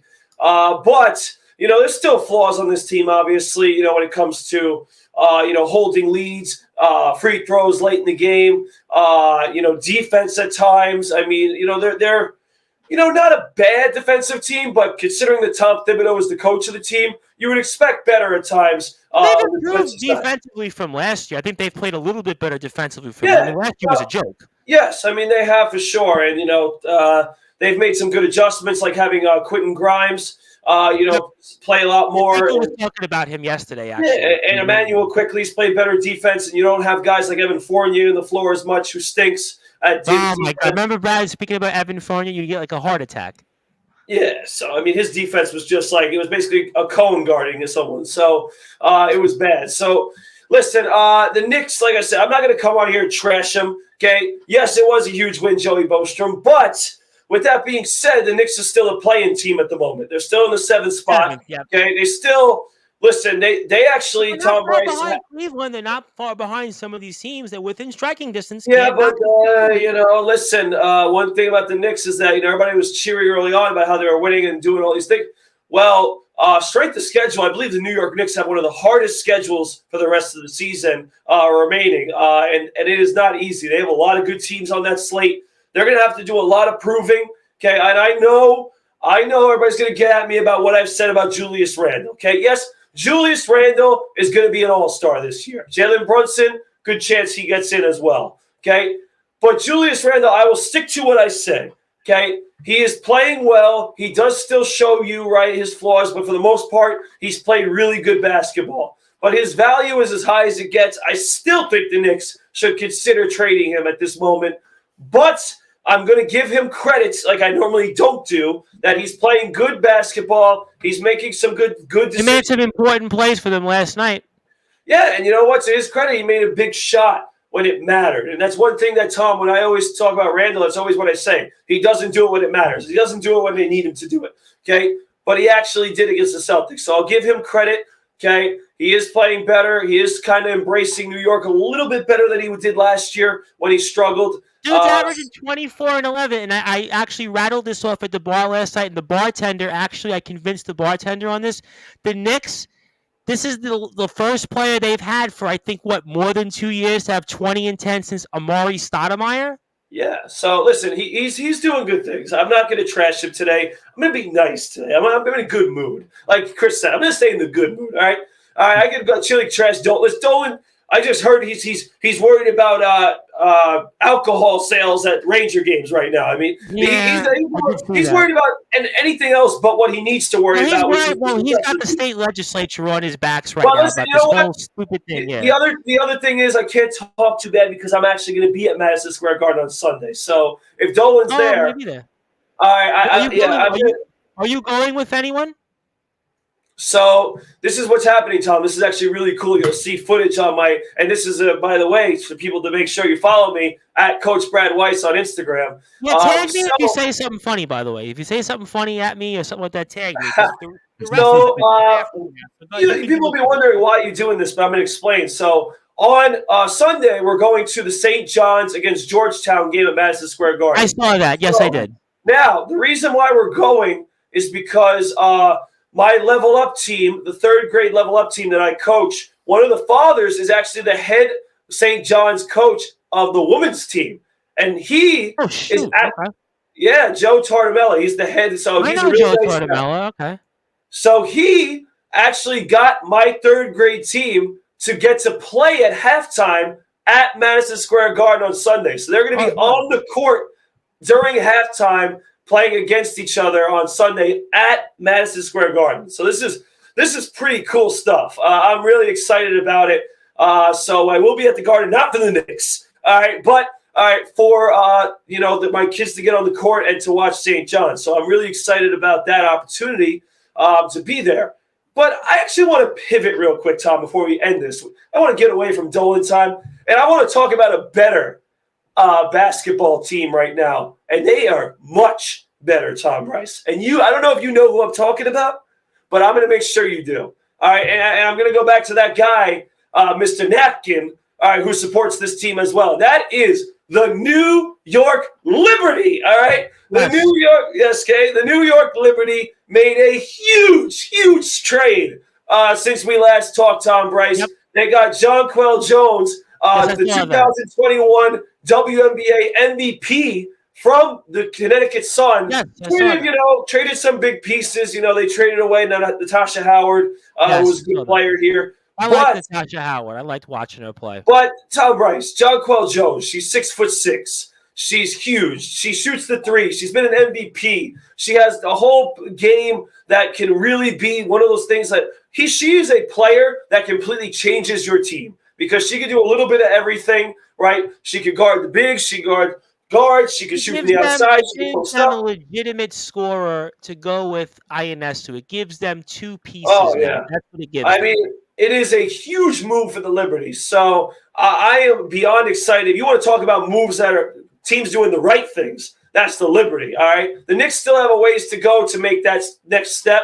The Liberty right now are showing me they're pretty serious about going from just a team that squeaked in the playoffs, right, to actually now being a contender in the league. That was my point. You have a second piece now, and I definitely look forward to Brew Force to go into a Liberty game with you. Oh, yeah. When the weather warms up, I look forward to being there with you with Anthony Finkel, who lives like 15 minutes from there. So yeah, that's a great point. And before we get to closing thoughts, let me get to some other thoughts. And John thanks me for the birthday wishes. Yep, I saw that on the 31st. Huge win for the Knicks last night. Got to win in Brooklyn tomorrow. Going to be an interesting game.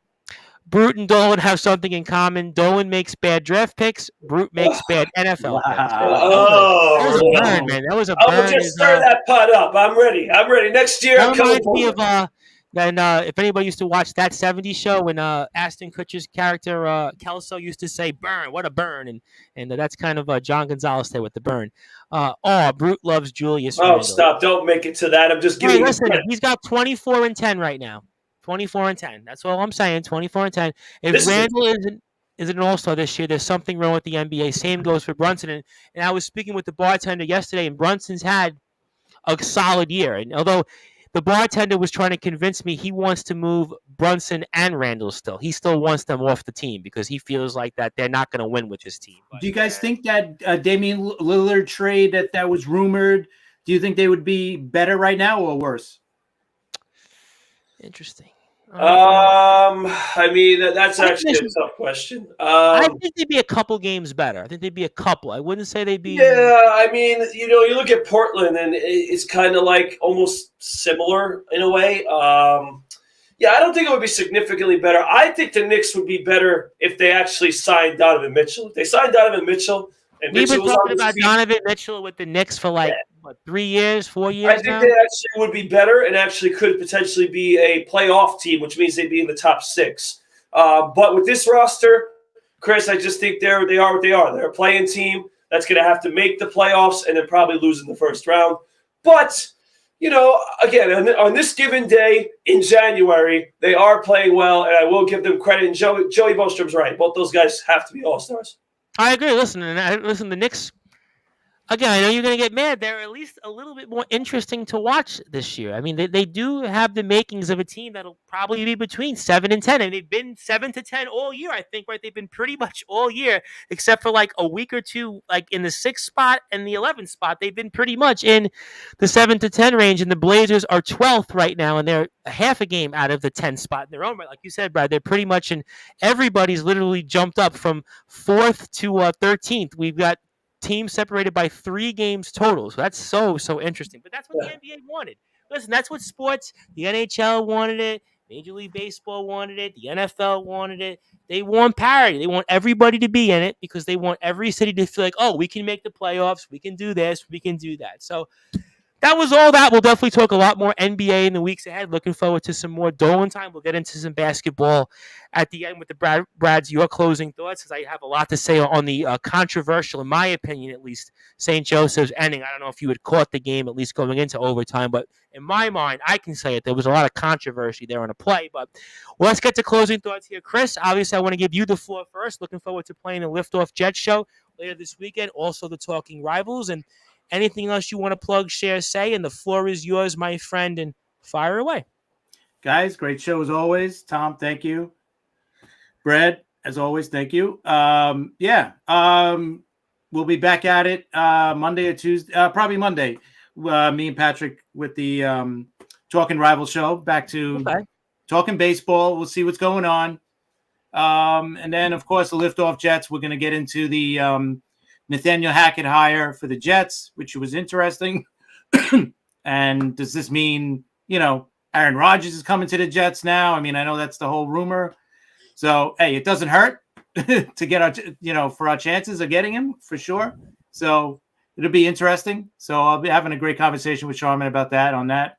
So Monday we'll have the Talking Rivals. Wednesday we'll have the Liftoff Jets. And Sharman, I just want to give him a shout out. He's just came down with COVID. So I'm so sorry. Yeah, nothing bad. Nothing bad. Just is what it is. It sucks. It sucks. Yeah, people.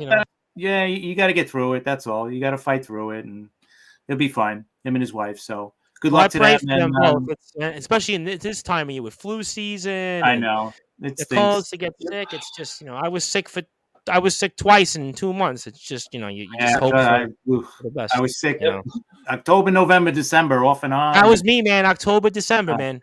The whole month, 2 months gone. Yeah. So hey, if you guys Want to hit me up on Twitter, CP7NY, at Talking Rivals, at Liftoff Jets. I'll be there as well. So enjoy the games, man. We got 2 good games coming up on Sunday. I'm looking forward to it. I'm really excited. So absolutely, no question about that. Again, my thoughts and prayers to Charm and his family. Also, I forgot to get this out there before the closing thoughts, and I think I'll address this to you as well, Brad, and the other guys. March Madness picks. Anybody's down with that? March Madness? Oof.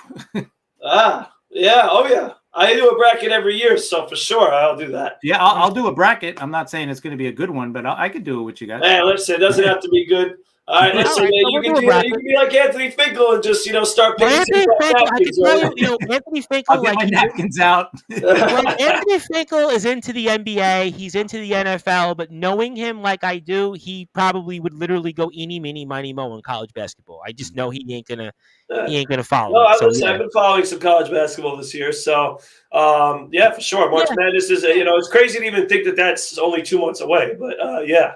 Yeah, sure. It's just about 2 months. Yep, just about. Yeah, so I will do that. All right. Joey Bostrom says I'm in for doing a bracket. Oh, that'd be fun. John Gonzalez is being facetious. What's next? Badminton. Well, WNBA's got a following out there. Hey, listen, watch out WNBA, all right? Me and Tom have been to a game, all right? Those are good games. We're friends with Kelly Dempsey, and Kelly Dempsey's done a lot with the game of basketball. So I definitely, always want to give the girls on our SJLI Golden Eagles women's basketball. Thank you, Joe. team. I appreciate that. Yep, definitely appreciate that.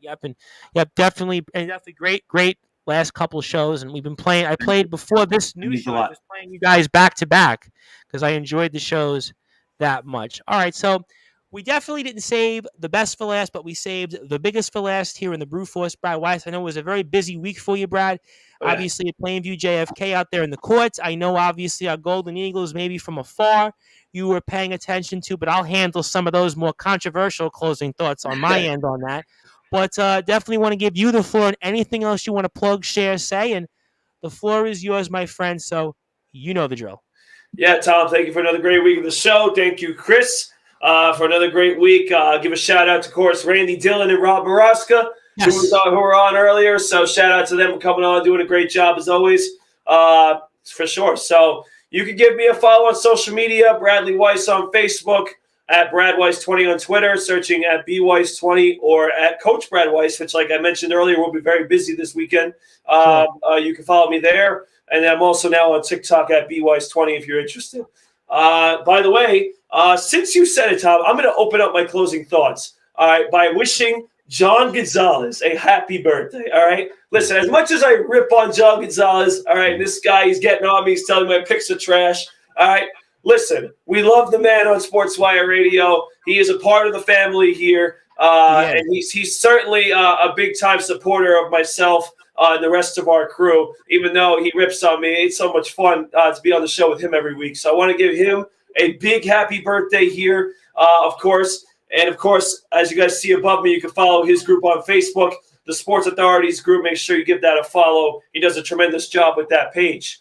To start with Plainview, we have a huge game tomorrow and now today against Port Washington. We're actually tied in the standings with varsity for second place, and the winner kind of gets a leg up in potential home playoff game. If we do win, we actually clinch the playoffs. So it's a huge game for the varsity team today. My JV team is 8-6. Our goal is to get double-digit wins. We have 5 games remaining. So we're looking forward to this game being a very important one to push us in that right direction. But, Port Washington, we beat them by 2 last time, so it's going to be tough. But I'm looking forward to it. The biggest thing about this game, Tom, is that it's Plainview PAL night. So we have all the kids between 2nd and 8th grade coming from the PAL to support the kids that are on the court now. So it's going to be really exciting, a fun atmosphere. I'm looking forward to it for sure. And our Hawks, like I said, it's a big game at home, so we're hoping to get some big support. As for our Golden Eagles, listen, I know they had a tough loss recently in overtime, but listen, it's one of those things here where they're doing well in the Skyline. I know and this has been the hardest part, Tom, is that they've had a lot of these tough losses. But I know Farmingdale and the Lehman game even, and Yeah, a lot of them. The But Brooklyn game where they had issues with the score sheet. There was an right. issue on a technical foul and who gave the ball, and then we didn't get the 2 shots. And I mean, they've all been like in Right. controversy. That's Yeah, you mentioned the Lehman game, and that's another one that came down to the game went to wire. overtime. We had a lead. We came Yeah. back. We lose in overtime in a last play. And the Brooklyn game where, we Right. start off down early, big, and then we take a big lead, and then we lose the game where they had us up. There was an issue there with technical foul being called. We didn't even know what the technical foul was. Then they call a technical foul on them because they didn't have a timeout, but then they Right. didn't give us the 2 shots. They gave us the 1, and I mean, they didn't give us the ball to be moved up the court. I mean, these referees, I know you can't say this, Brad, but if these referees don't know how to do their job, they shouldn't be referees. I'm sorry. They should go find some because they've lost in my book. Well, listen, I don't know about 2 games that the referees all of a sudden decided who we're picking. That's just my opinion. Hey, listen, like you said earlier, Tom, you're going to be the controversial guy tonight, and I have to be the I'm coach. going to be controversial. I'm going to shoot on that. I have to be the coach, and I got to be the guy. Listen, one thing, not maybe necessarily at the college level, but the high school level, is that there's actually a referee shortage. So they actually have trouble even getting referees to these games. But listen, one thing like I was going to say about these tough losses, Tom, is that this team's done a tremendous job of bouncing back. And I think that's all they need to worry about right now is just coming back from this tough loss and just going back on another win streak because they're doing a lot of good things, No, I think the defense, we're top 40 in the nation. Yeah, the defense is doing well. I mentioned last week, again, the return of Alec Tabata has really been great for this team. He's playing amazing. He's coming off the bench for us, and he literally was our offense down the stretch in that game. Allen, they did a good job containing Xavier Allen, and Alec Tabata really saved our butts in that game. Yeah, and that's the type of player he is, Tom. We were talking about, earlier in the season when we were having some of these tough losses and saying, you get Tabata. Waiting for Alec, yep. Right, and now that he's there, I think he's doing a great job. So, I'm happy to see him back. And, for the rest of the team, listen, there's nobody really playing necessarily poorly at this time. It's just that, listen, what they have to learn, Tom, is to be more consistent in these close games. I think that with more experience in these close games as they go forward in the season, because, listen, we all know that when you get to the playoffs, Tom, there's not really blowouts. They're all going to be close games. They're all going to come down to the wire. It now, and you know this. You played in the Skyline Conference. I covered you when you played in the Skyline Conference. These games are tight games, but and again, I'm going to say it because I know guys are going to hear this here in about 20 or 30 minutes. But in my opinion, if you're a referee, you can't make a call when somebody like a Matt Hurt makes a play defensively, and he clearly took the ball out of the player's hands. And all of a sudden, at the very beginning, when the guy has the ball, we're calling a foul. You're severely determining an outcome. And what's even more disingenuous about that call is that's a game that really changes standings because Merchant Marine now goes into first place in one division, and we drop back to third. And that's why these officiating. It's not acceptable. I'm sorry. They take classes. Listen, I listen. I get it, Tom, but as a coach, we would say Coach Ula is not going to he's going to take the political answer. I understand. But listen, as coaches, we always say you can't put the game in the referee's hands. You can take care of the business. You know what? That's a tough. But I will say, in defense of the guys, I know that we had the 13-0 lead. They didn't score a bucket for like 10 minutes. They came back. We let them in the game. But you know what? That's a tough place to play. That's a good team. They always play well. It's a tough building to play, and we bounced back after blowing the lead, and we did exactly. Listen, if the guys in the locker room would have been told we're up 1 with 1 possession left, and we made a play, we win that game, I think everybody in that locker room would have took it, and that's why it's disappointing. Oh, 100%. And just to go further about Merchant Marine Academy, that place was always a tough place to play because not only of just the atmosphere, but also because the gym, I believe, is also below sea level. Yeah, it's weird to breathe in place.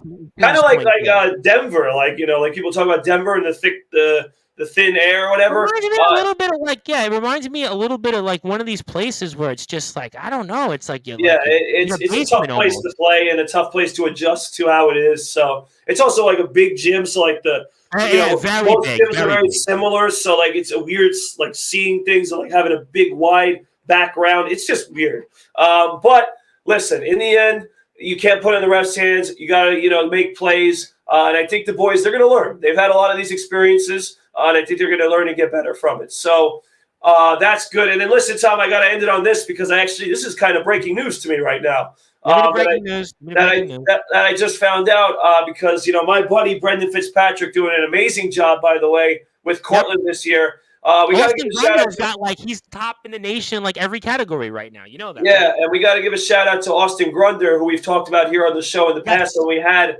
Brendan, breaking news, according to Fitz, he just passed our friend Jesse Winter as the all-time leading scorer in school history. So, congratulations to we got to give credit to Grunder.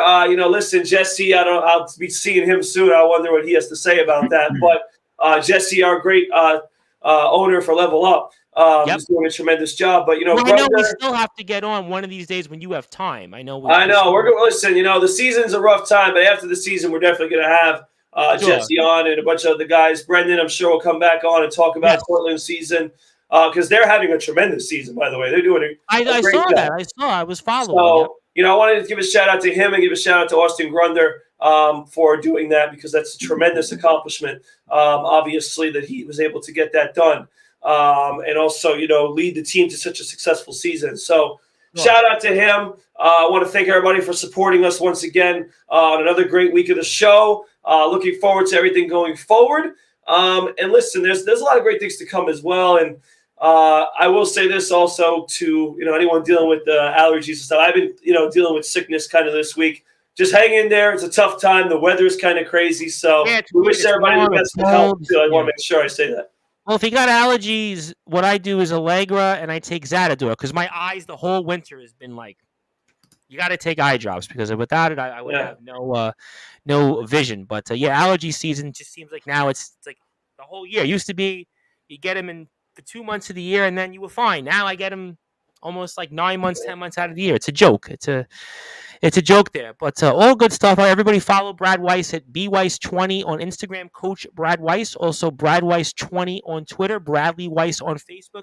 Brad is on TikTok as well. And again, just before we get out of here, again, congratulations to Austin also and all the great things the Cortland men's basketball team. The basketball program there has been for a long time just a phenomenal program there. And Brendan, who of course was a great player in his own right, has certainly been now an emerging coach as well, just like you are. But with the Golden Eagles, obviously big matchup tomorrow here. Is now we've got some home games coming up here where we need to take care of business. We have Maritime coming up here, Manhattanville at home, Farmingdale, the rematch, and Yeshiva. Yeah. We've got 4 straight home games here, and we've actually got 6 of our last 7 at home. So right now, if you could look on it before I readdress the controversy, we've got 6 of our last 7 at home.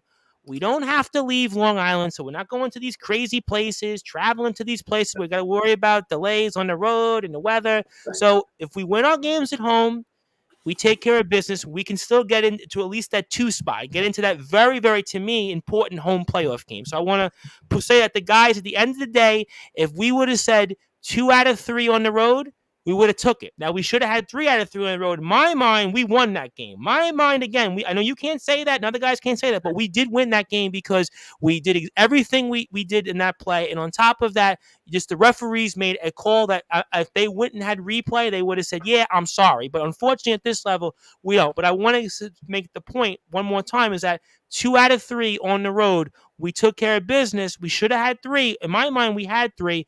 But I think what's going to carry this team going forward is Alec Tabata. Because Alec Tabata being back gives us that third option because Xavier's getting double teamed. This is what's going to happen. We had it last year a little bit with Spence and Malloy where Spence was getting double teamed, but then we kind of got Alec involved in the offense. Alec being in there kind of reinvigorates, I think, the team. Give us a little bit more depth and I think also what's going to be key for us is guys like Matt Hurt. Matt Hurt is starting to step up here these last couple of games. I think Timmy Hurt coming back here is kind of maybe fill a little bit of the role that Liam the Rejector Sheehy, and that's a big loss for us. But I think Timmy coming back is going to help soften that blow a little bit. But I think we're going to take care of business at home. I think defense, and I think I was speaking with the guys, we have at least built an identity here. There is an identity here with this team. And I was listening to the announcer at the game on Wednesday, and he's saying, well, we expected St. Joe's to score all these points. But no, you're not watching St. Joe's games because we have certainly been a team that likes to play a certain tempo. We like to be able to force these teams to take these unexpected shots. And I think our guys are doing a good job with it. And I think that we're going to see guys step up like Justin Turner. I think Jake Gaudiello is going to come back here and bounce back a little bit from the game that we saw on Wednesday. I think Ryan McNeely is going to continue to step up. So I think that we're going to see some of our guys step up here that maybe, again, certain games, maybe other guys get different roles. But I think here, what we're going to see here is that this team does bounce back. I think that this team's going to certainly, when it comes to teams, and I think circle your calendar to me, Brad, February 4th coming up Farmingdale, and that last game against Brooklyn, because those are going to be the payback games. Those are the two games. Listen, we know that we should have won those games. That Brooklyn game, in my mind, we still won, but those are going to be the two games that the payback is going to come. So I can't wait to see our boys take care of business there. And Yeshiva is playing very well right now. Yeshiva's bounced back, won a couple of games. It's a very tight Skyline Conference. So there's definitely, listen, there's games that we have to take care of business from. We've got, Maritime coming up here. I think guys know what they're going to do. I think Xavier Allen's going to bounce back and have a big game for us. I think Spencer is going to continue to do what he's done all year. And I think Alec Talbot, just this guy, what he's doing off the bench. He's not even starting. He's doing this off the bench right now. So I think we're very, very excited about the team. Matt is having big leadership for us. Timmy back. I want to give shout out to guys like Chris Connors. I want to give shout out to our boy Nick Nemekis and Mark Roberts Jr., your old teammate. And I want everybody to follow the team at SJLI_MBB on Twitter and Instagram. And I want to give one more shout out because I promised to do this for Anthony Finkel. He's got a new business. It's called Titan Money Machines. You can follow them on Instagram and Facebook. And basically what Titan Money Machines is, it's a ATM placement here. So basically it's an ATM placement program which offers you a hands-off solution to making additional revenue. The extra revenue is created with providing your business a free ATM. They also provide ATM repair and maintenance, and it's trained experts for 24/7 on-call. They've got cash loading and management, and if you already have an ATM, the guys can give you an upgrade, and they've also got some compliance things that they also offer, and you can also contact them again at TitanRapidSolutions@gmail.com. That's TitanRapidSolutions@gmail.com. And they've got increased sales for 20 to 25% when it comes to spending at your ATMs. 40% of repeat customers will use it 8 to 10 times a month. And the ATM business is certainly $10 billion a year in passive income, which I didn't even realize people still used ATMs. But Anthony explained to me that they still are useful. And I was in Joe and Pat's tonight, and I did see an ATM machine. So make sure you follow them at Titan Money Machines. Anthony has always been one of our big supporters. Also want to mention Rashid Alizah, who we know, Brad, because he went to us at the Liberty game. He was there with us, and he's the co-owner of this. And Ra also was a ex-basketball star at New Utrecht High School. New Utrecht High School in beautiful Bensonhurst, Brooklyn. So Ra is one of us. He's a Brooklyn guy. He's still out there in Kensington. Was in Bensonhurst and Dyker Heights playing all those years. So want to make sure we support our own. So go support Anthony's group. Also, shout out to the York Cardinals men's basketball team. The guys had a tough loss tonight at Lehman, but they have played very well, and we look forward to seeing what the team does. I was speaking with some of the guys earlier, so we'll have more coverage for them later on in the season. But good luck to the guys tomorrow night. Good luck to you, Brad, and everything else, and congratulations on that with the Madison Square Garden, and also John Gonzalez, happy birthday, and feel better, Sharman. And my name is the Reverend Tom Bryce. I am the man behind Sportswire Radio and also the Sports Report, celebrating here our 4-year anniversary. And here with me is Chris Bizet of the Liftoff Jets and the Talking Rivals, the legendary brute force Brad Weiss of the SJLI Golden Eagles men's basketball program. He is now 26th all-time in rebounds. He is 26th now. Spencer Malloy had placed him and put him into the 26th spot. So very, very big congratulations to Spencer. But knowing Spencer the brute force, he really doesn't care. So he's worried about he's going to pass Chris Niblock. That's going to be interesting when we go in the air and he passes Chris Niblock, because Chris Niblock, who I know still speaks to me and probably you somewhere, will have a very, very interesting 2 cents on that. But of course, Brad is also the head coach of the Plainview JFK Hawks boys JV basketball team, as the guys are getting ready to return to the postseason. Also with the LI Nets, Long Island Brew Crew, and also much, much more here. So thank you, everybody, here for tuning in. If you're on sportnarium.com/play, you're about to go to your regularly scheduled programming. And thank you, everybody. I'll be back here on Facebook, Twitter, and YouTube, and sportnarium.com/player after the WWE Royal Rumble. Thank you. Thank you to Joey Bostrom as well, Anthony Finkel, Carlos Otoro Chavez, and Rob Maraska and Randy Dillon, who are on the show. Thank you. Good night here on the number one global radio station that is Sportswire Radio.